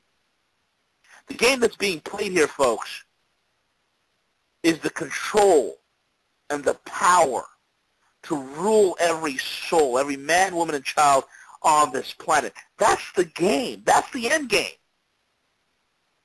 Everything else, and nations, borders, those are all secondary. Own those souls, but to take them into hell with them, because these are all demons. Absolutely. They're trying to keep you preoccupied playing their game, their rules. You're in their casino, at their card tables, and it's a fixed game. You think you're playing an honest game. You're not. And that's the problem. I forwarded to you, Doug, and to you, V, this article by John Hussman that I thought was just a great article he just wrote the other day. Got it. And he's a financial guy, just a great author, and he'd be someone to be wonderful to have on the show even. John wrote an article, and he was noting how the market right now is very similar to the 29 market that's, this classic one we all look at, and to other moments when the market collapsed previously, even up till recently. And he eliminates the downside of the chart, and he just looks at the upside. And he shows that the chart's identical, really, to all of these other favorable markets, going up. And it's not until you see the downside you realize, it's identical going up and going back down.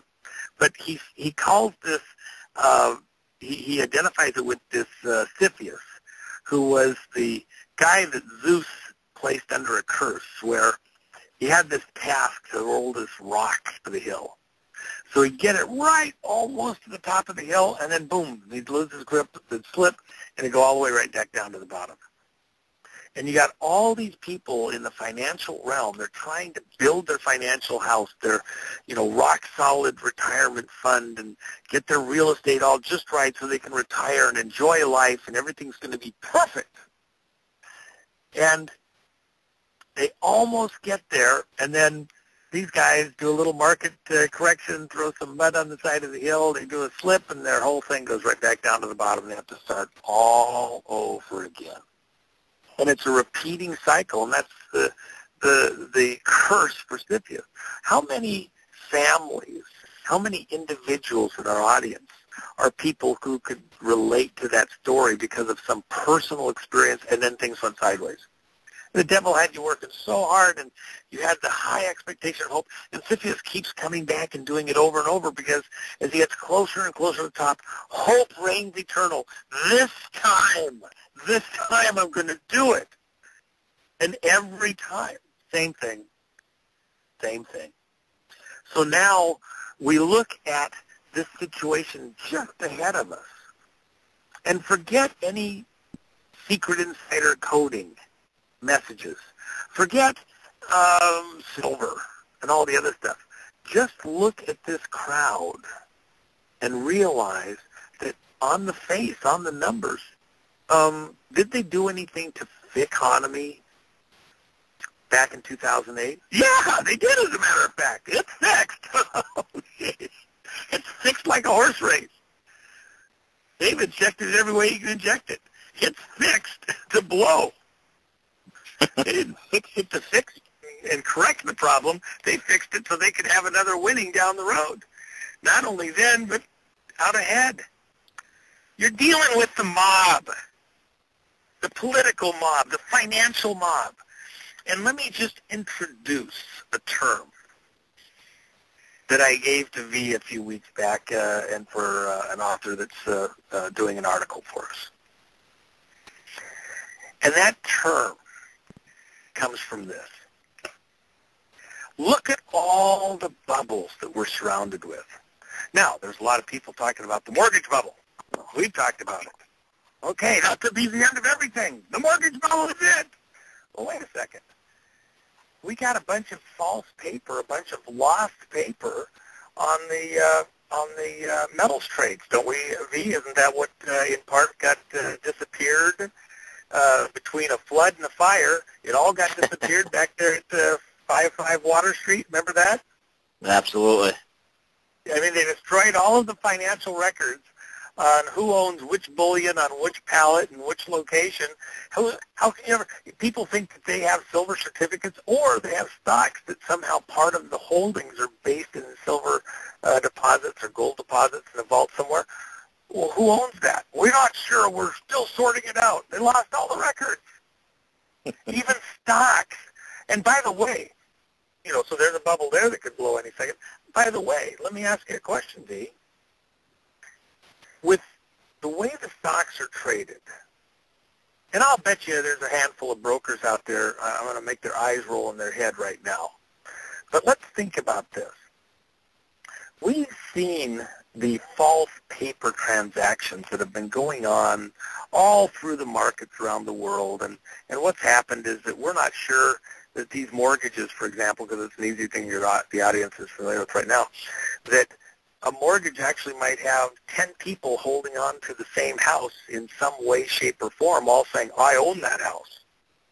A guy in the stock market and the stock trading fund, and then a bank that's traded on that stock fund has used it for security, and then an individual who thinks he's got, 20%, 50% equity in the house that's been making the payments all along, and the bank says, well, actually, we own it, and the investment house says we own it, and the MERS people say we own it. You got a whole bunch of people saying they own it, and then they've all gone out and got loans against it. So some other bank says we own the paper that these guys own that is paper denominated back here. So you got these just layers and layers of multiple transactions all on the same base asset. But let's try a different route on this. Stock trades. So you have different stocks that are being traded, and there's only, let's say, on a given day, you mentioned the mining stocks. Let's just deal with a simple mine. Maybe the mine has, 100 million shares outstanding, and half of it is owned by grandmas and grandpas who have it in their safe somewhere, and they never do anything with it. It just sits there. And yet, on a given day, we might go in there and look and see that on the volatility, it traded 100 million shares today. Well, how did it trade 100 million shares when there's only 100 million shares outstanding? Well, because somebody is doing multiple trades with the stock, and they're playing with it. They're pumping it. And then for a couple of days period, one guy's trading it to another guy's trading it to another guy's trading it to another guy. Well, none of those guys actually get the original stock certificate. Normally, the actual physical paper in the old days had to go to the person who was the buyer within a certain number of days to the brokerage house. And so when you're doing all these trades built on trades built on trades, it's kind of like kiting your checks. You put $100 in the bank, and you have 20 checks in your checking checkbook, so you go write 20 checks for $20,000. Well, they don't hit it right away, and then you go put more money in and cover the first check it got there, and then just before that one gets in, you take that money, you cycle it back in to cover the next one, you go back and pay the other person, and you do something else, and you're kiting the checks. You're playing with air, and you're running around covering the checks just an instant before the next one hits. But now you go into this and you look and you say, oh, yeah, but here's an interesting thing. Let's say that I have a pipe, and it's a 1 foot around pipe, and it's only got to go 6 feet across the room. So at any given moment, there's 6 feet of water, 6 cubic feet of water in that pipe. But now let's say that I double the length of the pipe. Oh, now I got 12 feet of water in the pipe. That's sitting. But let's say that we decide to measure it, not just how much water is in there when we pour it out, but what if we say, I'm going to run water through it and get however much water I can get through that pipe at this speed in 10 seconds. Okay, I get, 20 buckets of water. Now I speed the water up, the flow of the water. I double the flow of the water, and maybe I get double as many buckets in the other end. And so I speed the water up anymore, maybe get 4 times the buckets of water at the other end. It's still the same length of pipe, but I'm pumping the water through really fast. But now, what if I make that pipe a mile long, 10 miles long, 20 miles long? How much water can be sitting in the pipe? Even if I run it as fast as it goes, at the other end, any given second, maybe I still only get 20 or 30 or 40 buckets of water out in the same 10 seconds. But if I look and see how much water is in all of those pipes, there might be millions of gallons of water just sitting in the pipes waiting to get out. You know what that is? That's all the computer programs trading the stocks moment to moment, back and forth between all the trading houses. What's happening? On that 100 million shares from a mining company, there might be 1 billion, 10 billion transactions that have been done, everybody waiting for it. And what they're doing, it used to be there was only a little bit of a transaction and you had to produce the paper. Now they're doing these high-speed transactions. They're churning and churning and churning. Nothing ever gets completely resolved. Where are all the transactions? They're all in computer programs. If the computers were just stopped putting anything more in, all the transactions have to come out and be resolved, we might find out that a bunch of people were trading paper that didn't exist. Not just a little bit, 20, 30, 100 times more shares than were ever created were honestly traded between trading houses. What's your 401k retirement plan made up of? What's your union retirement pension fund made up of? And who's churning those stocks around? And by the way, you think the mob somehow got religion after it got in charge of the unions as opposed to running Vegas? You're trusting these guys with your retirement? And by the way, who was put in charge of the New York Fed under this administration? A union guy. He's had no banking experience. The I've got one of their guys in charge of the Fed in New York. What do you think they got planned for the dollar? Has anyone ever gotten this administration to give an answer, not even a straight answer, an answer, any answer?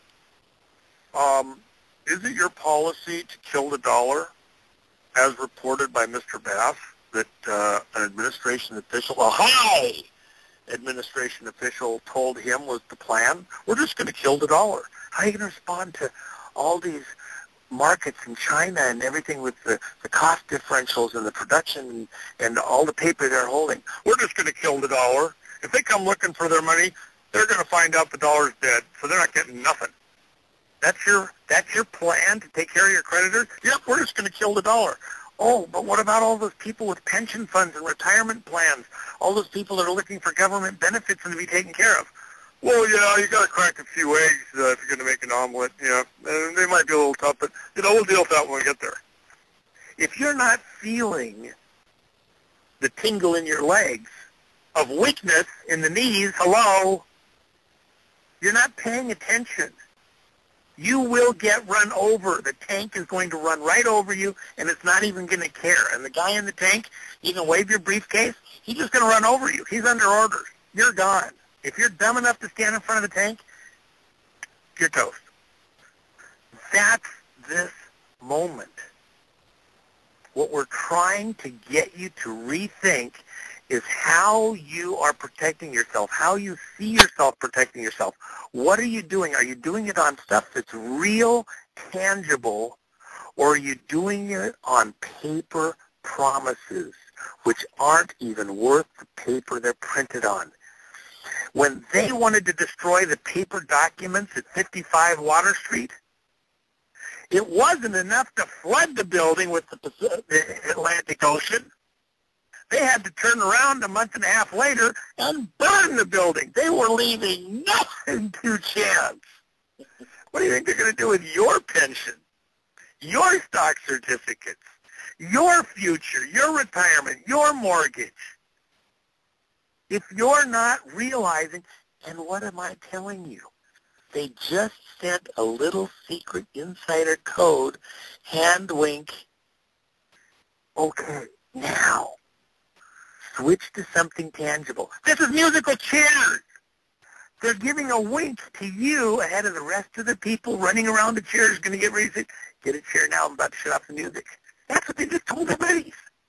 Get a chair now, we're going to turn off the music. Get out of the way. Stop playing around.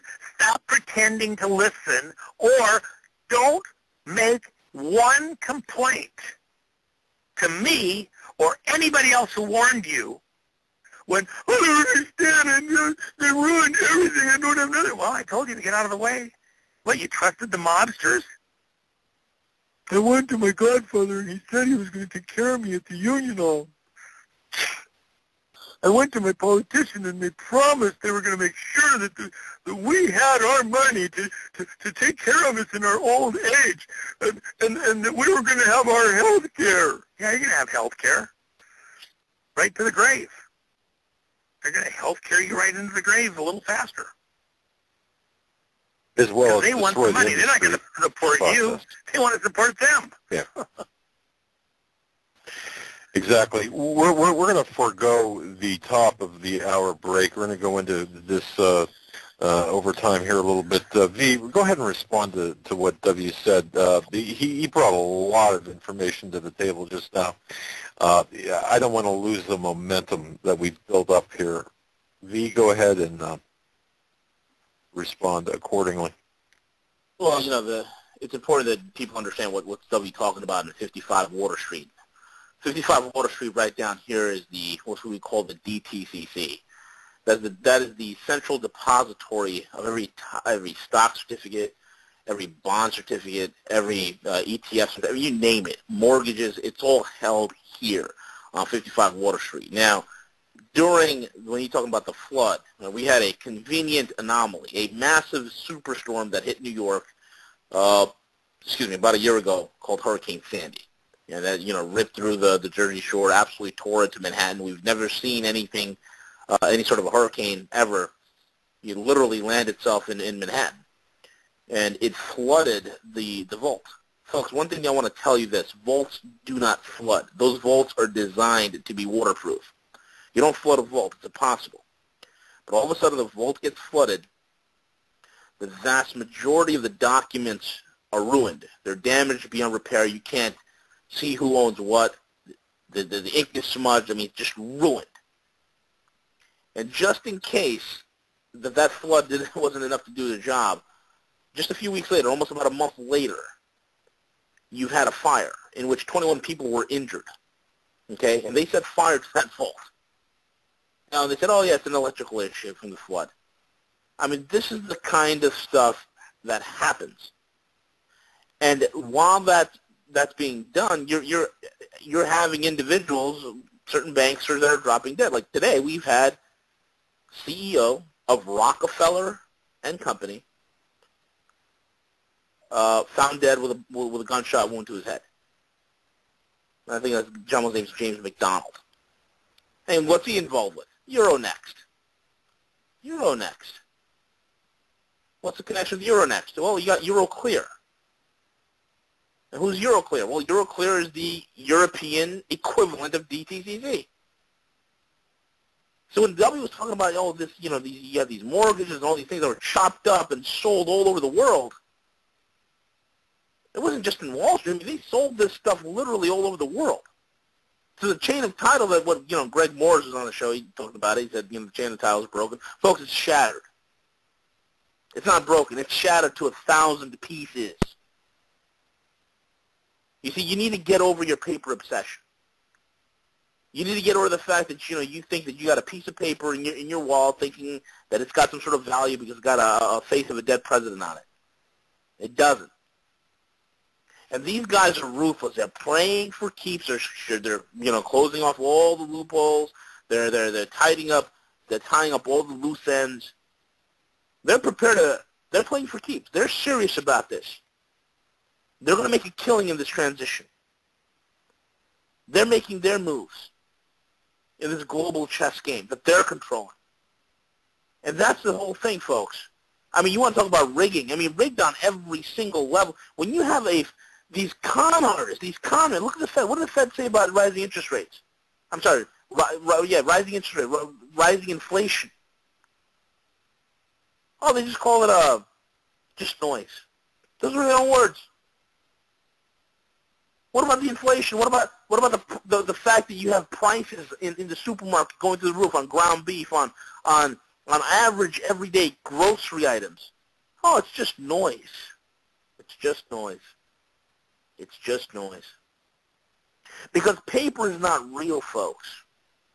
It makes those who handle paper out of touch with reality. Out of touch. Totally.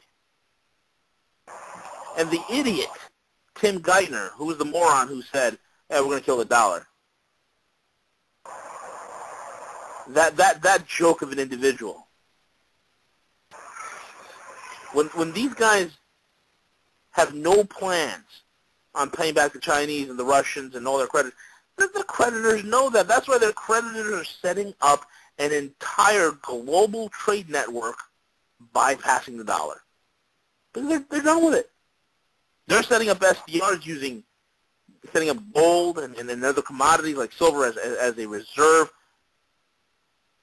and also as a trade settlement. They're doing all this because they're sick of it. But I just don't get the average American. The average American's still out of touch because he still thinks he has freedom. He still thinks that his vote counts. He still thinks that, hey, I'm getting a paycheck every week. Everything is fine. Everything will get back to normal. The biggest signs, overtly and covertly, have been given.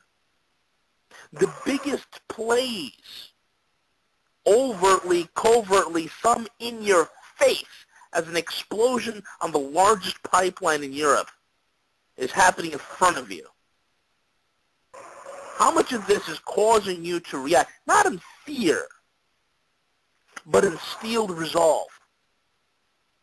Not in weakness, but in willingness to do the right things, the necessary things, to move yourself and your family out of harm's way? That's the question we need to ask here. This is a moment of soul searching. It's not just the typical economic news that, I'm going to take and beat it over your head with numbers all day. I don't want to do that. W is doing a wonderful job just painting the picture on what this code is about. I got a ton of emails from people. Hey, what's the code? What's the code? And I said, you know what, folks, wait for this program. And I hope it's clear to you now. I hope some of you understand what we're talking about. It is change. It is change. It is what W says, musical chairs. It is the ultimate inside signal. It is a boxing match that is rigged where the signal has been given for the other guy to fall. Yeah, and let me add one thing here, V. Just building on something you said just a moment ago. One of the most interesting things, remember I called silver the transformational metal. What was this administration? What was their big code word? Change. Before they got elected in the first place. Change. Fundamentally transforming America. We reached that transformational moment. That's what they've coded. This is that transformational moment. The medium of transformation is about to be engaged. What did I say with the Bilderberg? They made a change. Whereas they were doing everything they could to protect this administration and this crowd, they're not going to take hands off. And what did your people say? The momentum is shifting from one family to the other, because essentially all the families break down into two groups now, Rothschilds and Rockefellers. They're in one camp or the other. But it's not a battle to destruction. It's a battle to domination in the male-female, who's on top. That's the way they talk about it amongst themselves. And so now you're looking at this and you're going, transformation, transformational moment, transformational material. They're noting that this is a change-up, a change moment. They're at a change time in the way they're going to play the game. It's like letting loose of the rope in a tug-of-war game. Then you're going to fall on your behind. This is that transformational moment, and they're going to do it with the transformational material. And you're going to see the way the game is played. The rules maybe change slightly in the last part of this game. And so what do I see personally that fits, and I mentioned this earlier, similar to what happened with Putin? Putin played rope-a-dope right up until the Olympics. And then the gloves went off, and he came out swinging. These guys are going to get us. They're getting in position, and they're getting ready now, because this next quarter is about locking in their positions with tangibles. Before what? The fourth quarter after the elections. Those elections, when they're done, there's nothing else to play for in the politics here. Everything's locked in. You get to the end of the term, and all the mischief. Where did the worst of the mischief occur with Bush too? When he was a lame duck, in that after when he was down to the last year. They're not going to wait till the last year because they have so much to do to complete this fundamental transformation. They're getting in position because the transformative game is now afoot in earnest. The race is on. They've been pacing themselves, but it's a sprint to the end. Anybody that runs in track or something like those, you sprint out of the box and then you set a pace that you can sustain, the fastest pace where you can still keep air going to your system and stay alive. And then that last little bit as you're closing on the finishing line, you crank it up. You kick it. They're going to crank it up and kick it. You get to that election, they're going to crank it up because they know the situation. The clock's ticking. The time is there. It's right now. But I mentioned this term that I want to introduce to the audience that I talked with you, V, about, and that we talked with our the writer that's doing the article, Marinka Peshman. And that term that I think is so critical in all of this right now. Look at all the bubbles. Classically, when a market would change, when something would happen in an economy, when something would happen in the politics or something like that, some bubble would burst. Hundreds of years ago with the Dutch and that whole area up there in Northern Europe, they had what they called the tulip bulb bubble. People were all into tulip bulbs, and they're trading whole lifetimes of monetary wealth for one tulip bulb because they could put them in the ground, grow them, and sell them and make money. And it was a bubble. It burst, and suddenly nobody wanted tulip bulbs anymore because you can keep growing them forever. And with the property thing, they keep subdividing land down to smaller and smaller parcels, and they build bigger and bigger houses, and we're going to run out of land, but they don't run out of land. They just add more roads and more taxes and everything else. And the real estate crisis, it's a bubble. And the paper that supports it's a bubble. The stock market situation, where you got to get into your position right away, or you're not going to be there for the next big run up, and you're going to get creamed, and you won't have any value because the market's going to rise, and you're not going to have made your money, and you won't have it for retirement, and you're going to go bust. And it's that Scythian thing, pushing the rock up the hill. We could go down the list and probably come up not with 5 major bubbles that in any other era in American history or world history would have set the world on its ear. We could probably go down the list and not name just 10 or even 20. We'd probably name 100 that any one of them would be enough in any other time to have set the world back, decade or two, as the bubble burst and the crisis erupted. And this moment, it's bubbles on top of bubbles. And so most all of those bubbles are related to some type of a lie, a paper lie, a card game lie. We look at the Fed and the printing of money, and we say, it's a Ponzi scheme. It's a bubble. We look at the stock printing. It's a bubble, the way that they're building up all the electronic trades and they're building up all these transactions and more stocks than exist. The money, it's built on, paper, on, stuff on deposit that doesn't exist. All of these bubbles are based on phony, lying paper. They're foamy bubbles. The bubble isn't just one bubble anymore. It's foamy bubbles.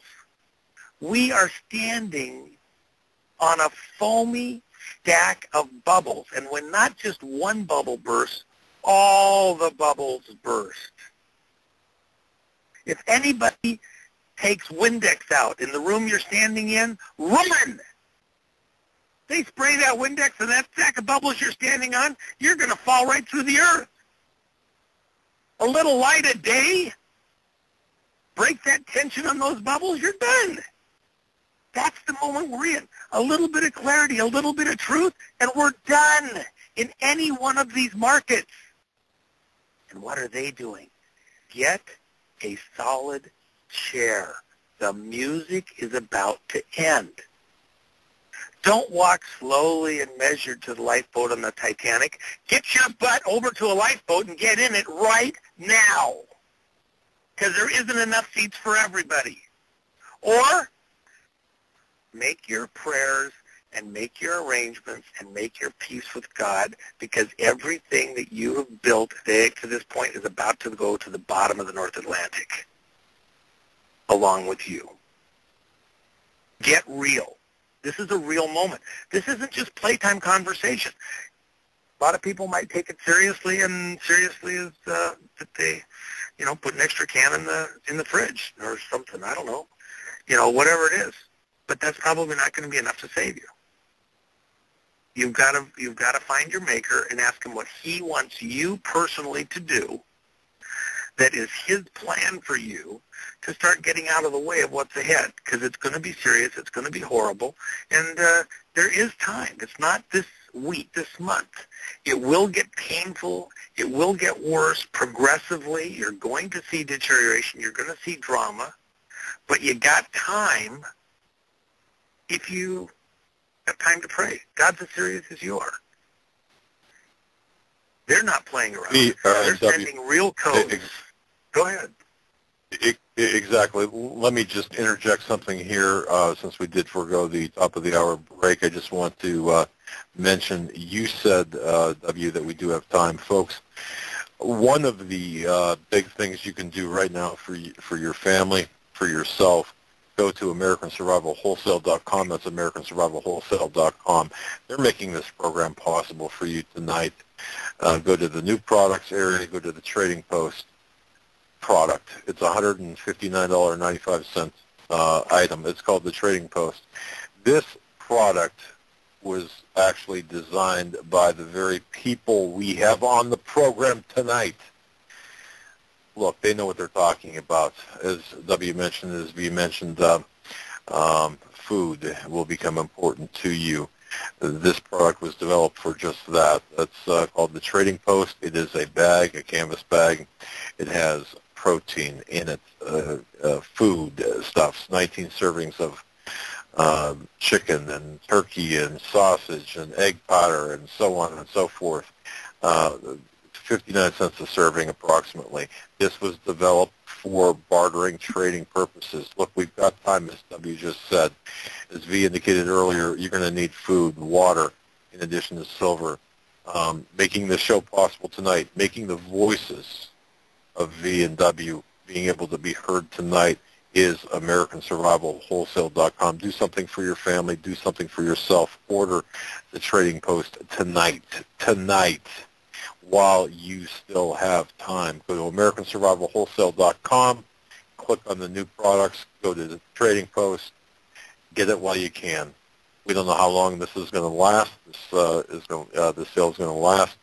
And just consider the fact that if you current price of silver, 8 pieces of silver, 8 ounces of silver, we'll buy this. If silver goes to $200 per ounce, this pack would trade for those same 8 ounces. So, folks, do it now, AmericanSurvivalWholesale.com. For those joining us late, you're tuned into the Hagman and Hagman Report. Special guest V, the Guerrilla Economist, RogueMoney.net. For a cup of coffee, the cost of a cup of coffee a month, you can have the financial inside information that V, the Guerrilla Economist, offers. We're clients, we're customers of V on the website. I would urge everybody, that's the best $2.99 or whatever it is a month that we've ever spent, that you can spend. We endorse it 100%. V, the Guerrilla Economist, at RogueMoney.net. And, of course, our very good friend W, a man, an insider, if you will. These are the voices you're hearing tonight. You're not going to get this anywhere else. As far as I had the conversation about endorsing guests, these two gentlemen are two that we, in fact, endorse and believe in 100%. With that, V, and thanks, gentlemen, for your indulgence for allowing me to say that. I had to pay the bills, but V, I'm going to turn it back to you, sir, and turn it to you for your comments on what W had said and for your extended comments as well. One of the things that I want to make clear to a lot of individuals here, okay, we are in a market situation that's very, very unique. It's probably the most unique it's ever been in 800 years of human economic activity. And what I mean by that is this. We're living in a time, and as I've said before, where there is no fundamentals. The fundamentals have been removed, okay? And when there is no fundamentals, you lack structure. You lack discipline. And when there's no discipline, what you have is lies and corruption and fraud on every single level. Because of the nature of the beast that is the market today, this decrepit, diseased, pus-ridden, pustule, disgusting market, whatever you want to call this animal, this rotting corpse, you cannot trust that the information, that the signs will be readily available to you in the mass media. In other words, what I'm saying is, folks, it doesn't take rocket science for you to figure out that as the news gets progressively worse, the stock market gets higher. It doesn't require rocket science for you to figure out that, hey, there's something wrong when all the fundamentals are indicating one thing, but yet the volatility index is just too darn low. That it's completely devoid and divorced from any sort of fundamentals or reality. So you cannot look for the Dow dropping, the VIX rising, the S&P doing this or that. The ultimate sign that could possibly be given to you was given to you tonight. The ultimate signal that you could have ever received, the secret of all secrets, for you to get ready, for you to exit, for you to begin the process, it's already been given to you. So what I want people to know, I get tons of emails, hey, what about this, what about that sign, what about this, what about the market here? Folks, you cannot look at the current metrics that we're using, because the current metrics are all fraud. How can you rely upon fraudulent metrics that were created by fraudulent individuals in fraudulent markets dictating you the real value of a tangible? You just can't do that. This is the ultimate pump and dump. This is the ultimate smoke and mirrors game.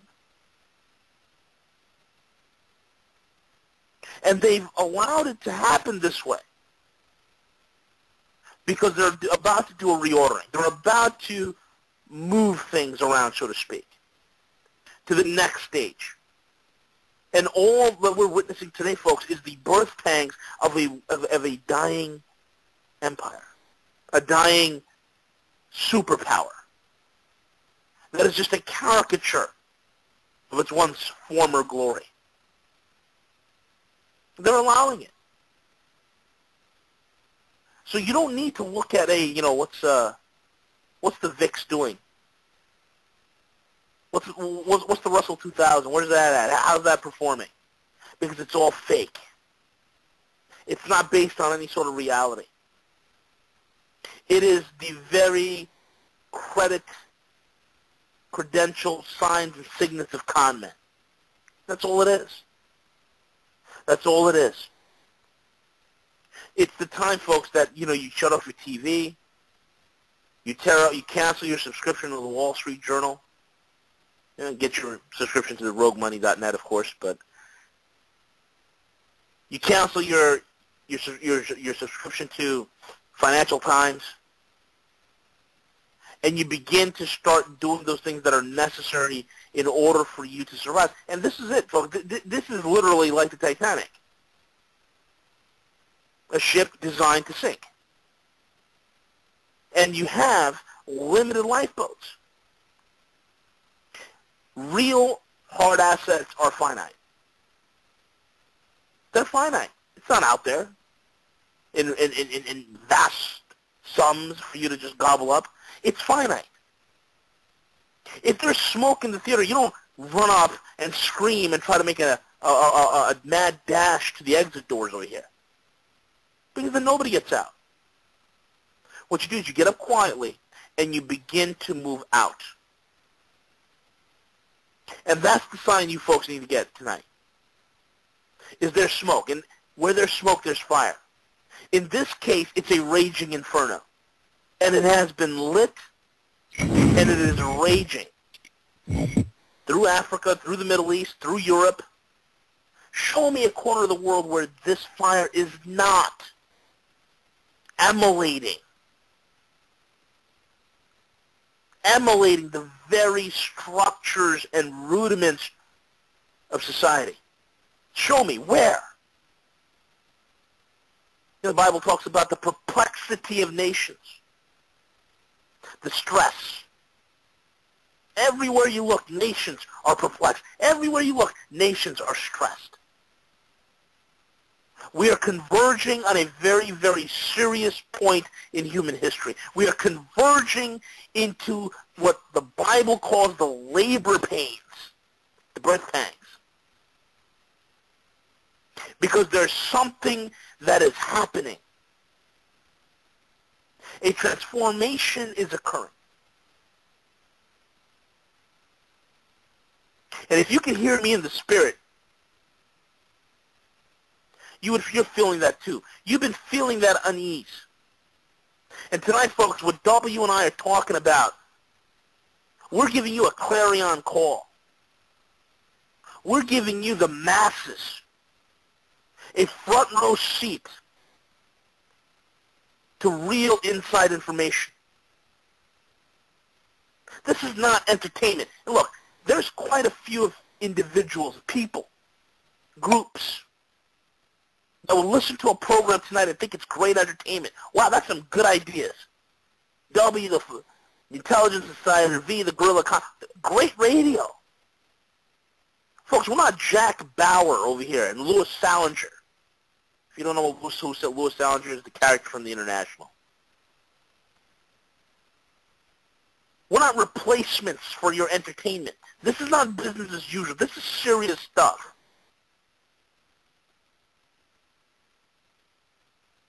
It's going to require serious prayer on your part, serious seeking of the Lord on your part. It's time the TV goes off and you get on your knees. You get on your knees and you begin to seek the Lord while he yet may be found. Because some of you have the means to move. And some of you don't. And those that don't, you need an intervention that is divine, that is from God himself, to give you the direction and the grace to not only move, but to withstand and survive what is to come. That's what's the most important thing. Because the war that we're talking about, folks, it's not in the physical sense. This is an invisible war that's been raging for millennia. Countless millennia. And it's culminating up until this time. And that's what this is all about.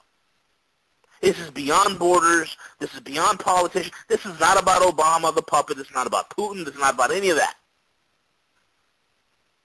These are just characters on a play, on a theater for the profane. Characters for you and I to root for and think that we're a part of. We like to feel like we belong. But this is theater. This is theater. Let's not forget that for 1 second. This is theater. And what is at play here is more than just nations. It's more than borders. It's more than countries. It's more than currencies. It's not a currency war we're facing. It's a war in the spiritual sense, to the fullest ownership of the human soul. That's what this is all about. So tonight, you take this warning. You chew on it. You think it through real good. Pray about it.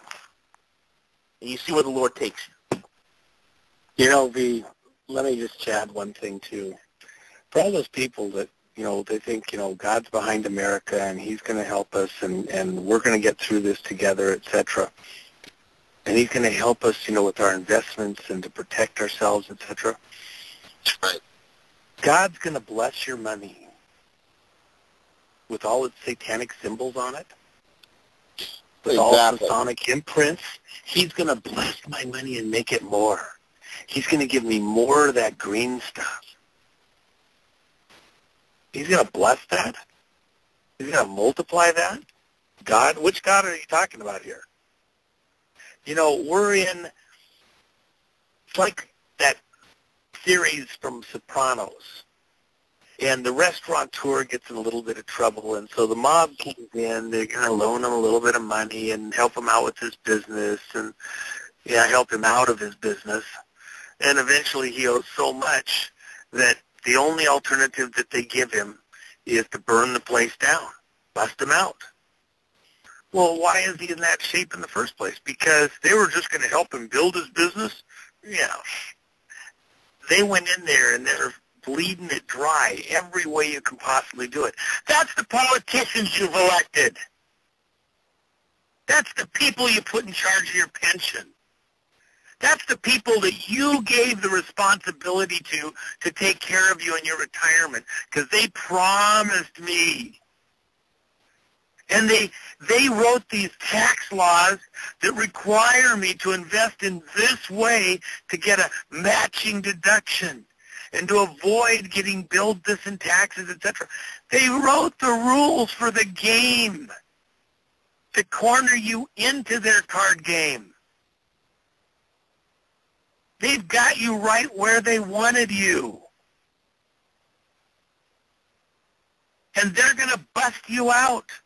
And at the end, you're not even going to get the insurance money. They're getting that too. Trying to play nice with thugs and hooligans, blackmailers, murderers. Oh, God, please bless my retirement funds and make the stock market go up, because I need that tax deduction, and I need to take care of my kids a little bit too.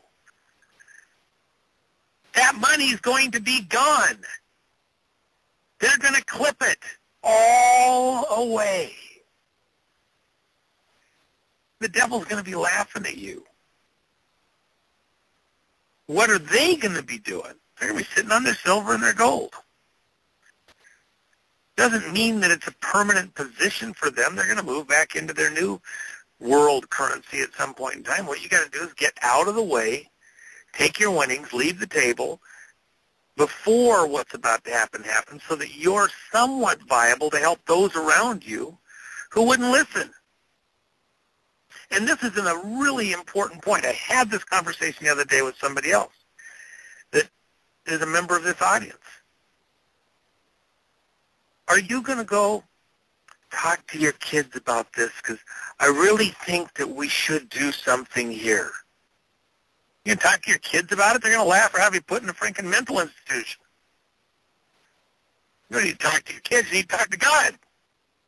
And if God tells you to do something, what, you got to go consult with your kids to get a confirmation? They're not even in the same world as you are, half of them. You tell them you're going to kind of put something away for the future to protect against, if things go sideways, they think you're stealing their money because they've already got it spent. They're buying a new Ferrari, and they're going to get this guest house built on the property to take care of grandma in her old age. Unless she's really starts to get dementia, then we'll put her in a home. If God's telling you to do something, shut up. Don't say a word. Hide it in your heart. Take action according to what he tells you. It's very personal. For some people, they're going to put some food away. Some people might have access to warehouses of toilet paper and paper towels. Well, maybe that's something that you can trade with. And some people, don't worry about getting silver. If you got the ability to have freeze-dried food or to get it, you have freeze-dried food, you'll have all the silver you want. This crisis gets going the way we're saying. People are going to be trading their silver or gold for sustenance. And even then, you don't want to be highly visible. It's like one of those Twilight scene movies. You don't need everybody, well, I think the end of the world is coming, or we could have a financial calamity in America, so I'm going to do something. Don't tell anybody. Get your house in order. Put some things aside. It doesn't have to be the end of America or even a huge crisis. How many of you people even are paying attention? I watch for certain geophysical things that happen based on certain physics. And I've been watching this whole situation with what's coming here this year with these moon phases. In the West Coast here, we have two near passes of the moon, one in July and one in September, where the tidal pull on the Earth, the tides pull the water up and the water goes down. Well, underneath the water and underneath the crust, which is only the thickness of an onion skin practically against the whole Earth, is magma, super dense, super heavy. It gets pulled too. And that magma pulls against the crust of the Earth. Well, when we get those two near passes on July 12th in the morning and the evening, just before dawn, just before sunset, and on September 9th, the one I'm really concerned about, I won't say worried, but I'm paying very close attention to, but they're both important. You could very well have a significant earthquake on the West Coast, most likely in Southern California, but it could be anywhere in the West Coast, including up to Seattle and Cascadia, anywhere where there's a fault. because it's a near pass with the moon, and it has excessive tidal forces. And in these two particular ones, there's other celestial alignments, other planetary alignments that, if you understand the rest of the physics, accentuate that pull. But let's even go a step beyond that for a second. If we're saying there's a Judy Wood technology out there, go back and listen to the show that Doug did with her. Go online and do a search, Judy Wood. And there's other technologies that may have been involved in bringing down the World Trade Center, almost certainly were. Well, those technologies, the former director of the CIA, Cohen, went to the UN and said, we have to have international agreements against those technologies being used as a weapon, can do this and this and this, and cause earthquakes and volcanoes to blow up. That was 35 years ago. 30 and 35 years ago, they were talking about we got to have international agreements between countries not to use these technologies that we all have. Well, if they got technology that can cause earthquakes, when's the best time to cause an earthquake or to spur an earthquake? When it's already just about going to happen anyway through natural forces. If these guys got a plan and they want to, disrupt things a little bit, they want to distract from a political crisis, a voter crisis, they don't want an election to happen somewhere down the road, whatever, well, they might use a natural earthquake and just make it a little more precise, or guarantee it happens on time when it's already, they were teetering over the edge. I gave them a nudge with a little extra technology. Those windows are no kidding around windows. If you had a serious major crisis of a quake on the West Coast in either of those dates, what's going to happen to the stock market, to the economy, to the dollar, to all sorts? What's it going to do? It could trigger all sorts of things. And if you got insiders that are playing with those technologies, maybe just like the World Trade Center stuff changed the world. Maybe a quake in that kind of a location puts us on edge enough to change the world in some other fundamental. It was an act of nature. You're dealing with mobsters, Satanists, demons, the devil himself who's in control of them all. They're going to pull out every stop. Do not underestimate the level of evil involved here and the precision with which they are taking action to see through their plans to reach their goal, which is what? A new world order, man. They said it 100 million times right there to your face. And it's not 100 years from now. It's right now. The game is afoot. Get serious. Do your best to get out of the way. Find out what you personally can and should be doing. Get it from the Almighty and make it happen. What he tells you to do is not the same thing he's going to tell your relative to do or me to do or V to do. Get personal instruction, and then don't tell everybody in the world what you're doing, and don't ask permission from everybody what to do. Do what God shows you to do. Because we're in that kind of a time frame where you don't want everybody to know your business. Shut up, do it quietly, but get it done. And get it done now. That was a very dramatic pause, by the way. Purposeful. Think about that. Think long and hard about that. V. I'm gonna ask you a question here. I've been getting multiple questions about, and I don't even know if this is relevant. About please no more 401k questions. No. I can't even joke about that anymore. Foreign account tax compliant act. Yeah. FATCA. I guess I heard it's going to be extended. The law that was passed in 2010. I heard the reporting requirements can be extended through the end of the year. Is that true? You know? Yes. It was initially supposed to be July. Actually, it was supposed to go into July 18th of this year. It was supposed to go effect. But they pushed it towards the end of the year. Okay. Anything to be concerned right now for our audience, our listening audience, with respect to the Foreign Account Tax Compliance Act? Well, here's the thing. There's a lot of my clients that are abroad that have investments abroad. Okay. Temporarily, there will be a small window where you will have some stress if you're in the wrong country with the wrong financial institution, where they'll force you to sign a W-9 and start coughing up all the reporting on what you have in what account. There are ways around that. Okay. Now, this pressure from FATCA is temporal, and what I mean by temporal is this: this is being done by a broken, insolvent government who is trying to fleece its populace for every last drop of wealth right out of their coffers. Okay, they're trying to squeeze you for every penny. Now, as the government goes broke and goes insolvent, and as certain requirements are right now being kicked around the house, where certain laws are wanting to have the IRS cut by about 15%, FATCA is not going to have much teeth to it. You see? It looks like a fearsome monster, but as this whole cascading collapse progresses, it's going to be a paper tiger.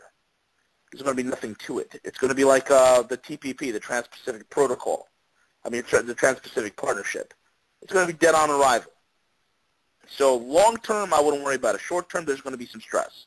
So if you are an individual, you have investments abroad, you want to figure out how to hide it, or you're an American here, you're worried about some of your things you have abroad, contact me. I'll show you how to do it. Thank you for that. One more question, and this is something I reported 5 years ago. I sent you the email on it. I've got to ask you about this. 5 years ago, actually 5 years ago tomorrow, I reported on the Japanese national that were smuggling $134.5 billion in U.S. government bearer bonds, which happened to be exactly the exact amount of the remaining TARP money at the time, the U.S. Troubled Asset Relief Program, or TARP money, as it was announced by the Department of Treasury back in 2009. But bottom line on that, is that relevant today? Was that the scheme where there were two Japanese nationals caught smuggling or attempting to smuggle $134.5 billion worth of U.S. government bearer bonds? I guess they got caught at the Swiss border, I believe it was. Was that a criminal conspiracy that has relevance today, or was that, or is that just part of a continuing course of criminal conduct that we should just kind of keep in the back of our minds? Is that something that we should discuss, or is that something that's over? Yeah, it's part of the much larger. It's part of the continuing criminal conduct that's occurring globally. This is all part of the fraud. That all ties in with the Japanese bond market. We've seen the pressures in the Japanese bond market intensifying.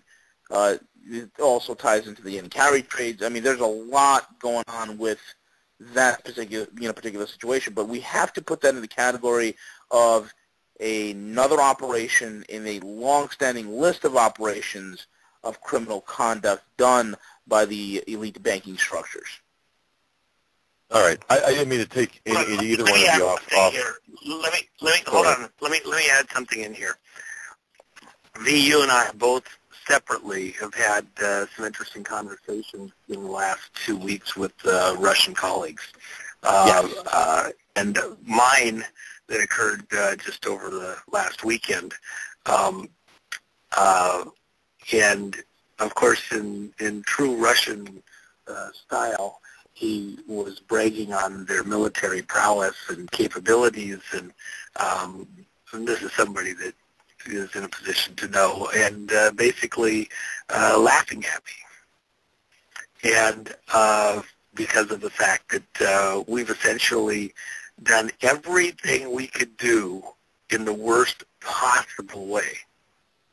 We've all the way back to Clinton. We're going to take the first strike because their missiles aren't accurate enough to take us out. So we're going to take the first strike and absorb the blow. We're not going to try to respond if we see missiles flying.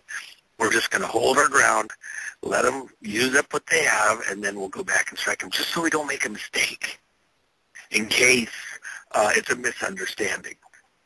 Maybe the computers aren't working right or something when we see all these missiles coming over on the computer screens. So we're not going to take a chance. We're just going to go ahead and stand down. We'll take the strike. We lose a few places, a few 100,000 personnel, a few million citizens. Well, whatever. Then the other thing is and you've been standing still.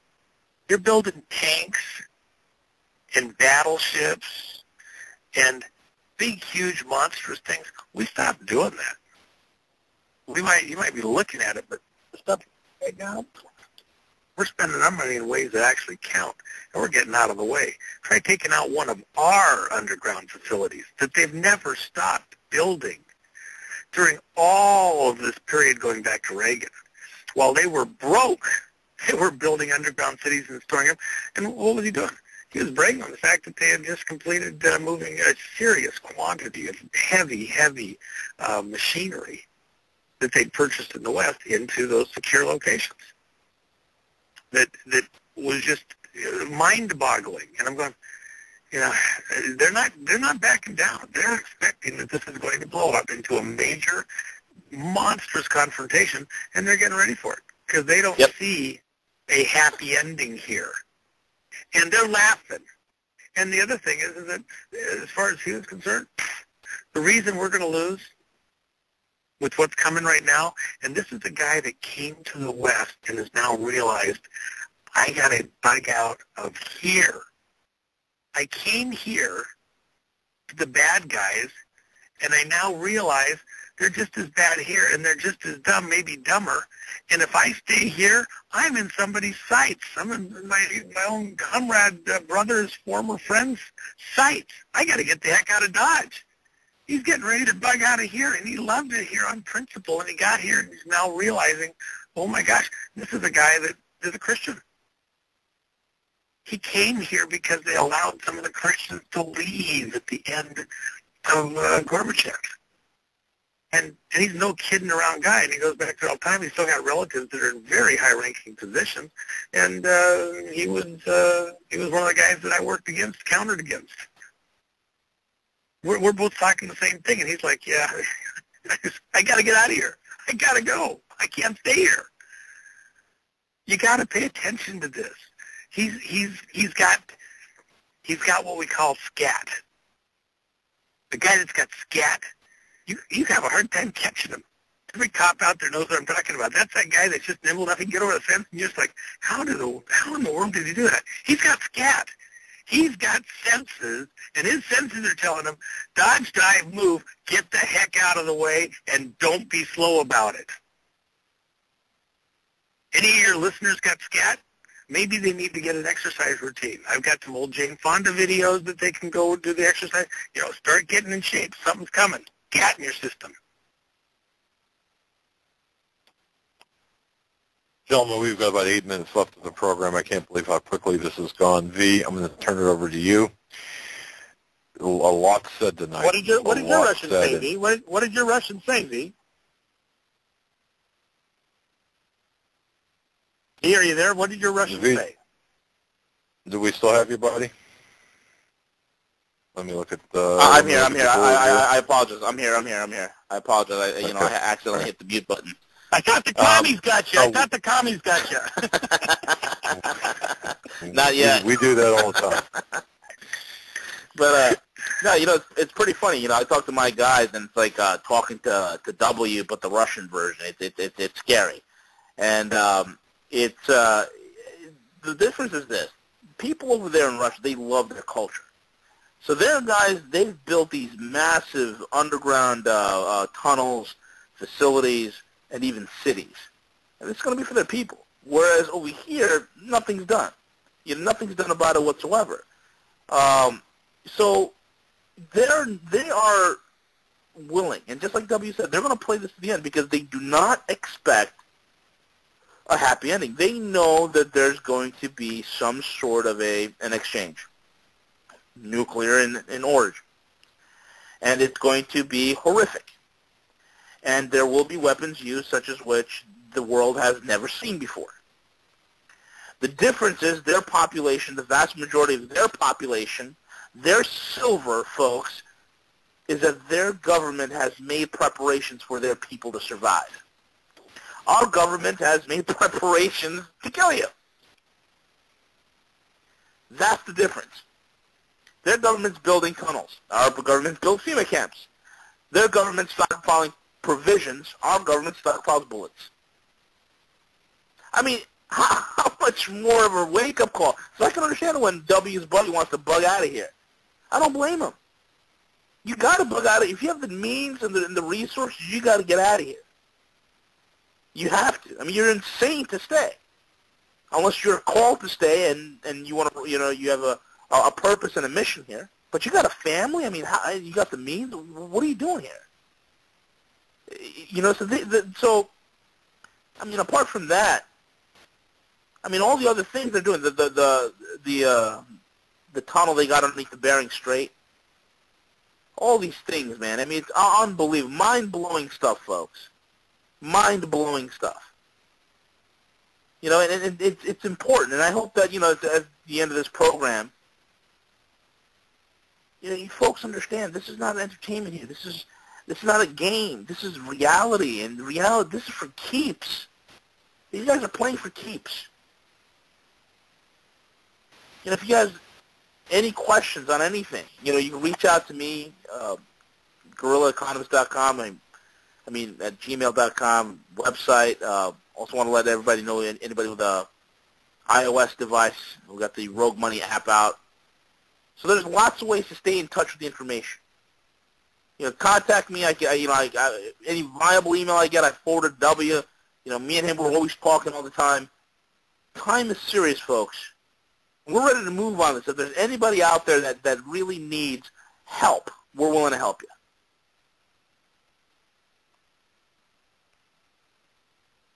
Well, let me just add one thing, too, V. Let me just add one thing, V. This isn't about making money and trying to, pump somebody for some money. Find whatever way that you're supposed to do it. As Chance Merrill and I talked over at American Food Wholesale, food is money. That's why he's putting together those special trading packs that are much more durable than just any average freeze-dried pack. And they're marked as such. Why? Because they can become just like money, traded as money. And it has real value in a crisis. And it could be any number of crises. It could be, some people talk about Yellowstone blowing. I don't think it's going to blow. But you could have a problem on the New Madrid fault, and that'd be pretty horrific. You could have any kind of a crisis out there with that island out there in the Atlantic slipping and sliding and inundating the East Coast with some water. You could have natural crises. We have lots of, we could have a sunspot strike, and suddenly all our satellites are down, and we're vulnerable, including to attack without being able to see it coming, because we can't get new satellites up fast enough, and they're not hardened enough to take a for real EMP from the sun. Doesn't have to be from Iran or North Korea. You have a solar EMP and take down half or all or some significant portion of the grid, some sections. And things don't work right for a few weeks or months or a year or two. Trucks don't run right because they got to be redone on the electronics. That the food doesn't go to the warehouses the right way. So with that in mind, food would be money. You don't need silver. You need food. In a condition that is recognizable and durable and hardy enough to survive some transactions, even amongst relatives and friends. You're not going to go out in this corner of the street and open a food stand. You'll get knocked over the head and all don't take it. But you might need to trade with a neighbor or two a little covertly to keep viable, and not just for your own good, but for their good too. Maybe they got things that you need, some fuel or something like that, and they need some food. Well, if you got some food, you can trade it. But at the end of the day, whatever you got, skills, intelligence, get out of the way, find what's the right thing for you in your location, your situation, or start working an option to get out of the way. If you're in a major city, that might not be the best place to be. If you got a kid that's out in a little more rural location, or his grandma, grandpa in a more rural location, start thinking in terms of, I got a motorhome or a trailer and some stuff in there so I could go survive and I could help them survive. and be a little bit not in the direct path if things come unraveled a bit for a period of time. Just have an option. That was wise 100 years ago. That was wise 500 years ago. I'm just telling you to go back to your roots of being, people had a pantry and they could get by for 3 months. How many of you could get by for 3 months with what you got in your house right now? That's all I'm saying. And if you can't do it with food, or it's not easy, or it wouldn't travel well, some silver, that makes sense to these guys. I don't think we're at that level yet where it's the end of the world scenario, but the problem is these things go up in price and then you can't get it later. And that's what these guys are coding to each other. Get your position. We're about to start playing the game a little different. So get a position so you got some for the future. And some of what V knows, there's certain ways to do it that give you greater leverage and make more sense for different people and different groups. He can save you a lot of cash in what you're trying to accomplish and get you out of cash into something real right now a lot more easily and a lot more cost effectively than he's going to be able to do in 3, 6, 9 months. So do it. Get out of the way. That's all we're saying. Do it now. Do it now. And W and V, I got to say, we're at the end of the program. I just want to say it's been one heck of a program, epic program indeed. God bless you both. V, you got the final word. You got 15 seconds for the final word, sir. Definitely. Just want to thank all of you for giving us the opportunity to come on here and share with all of you. And reach out to us. And now's the time. Please take what we're saying, pray about it, take what we're saying, and really think it through. Time is short. All right. God bless you both. Good night. God bless you guys. So tomorrow we'll be back with Steve Quayle and Pastor Langford. Have a great night. God bless you tomorrow, 8 p.m.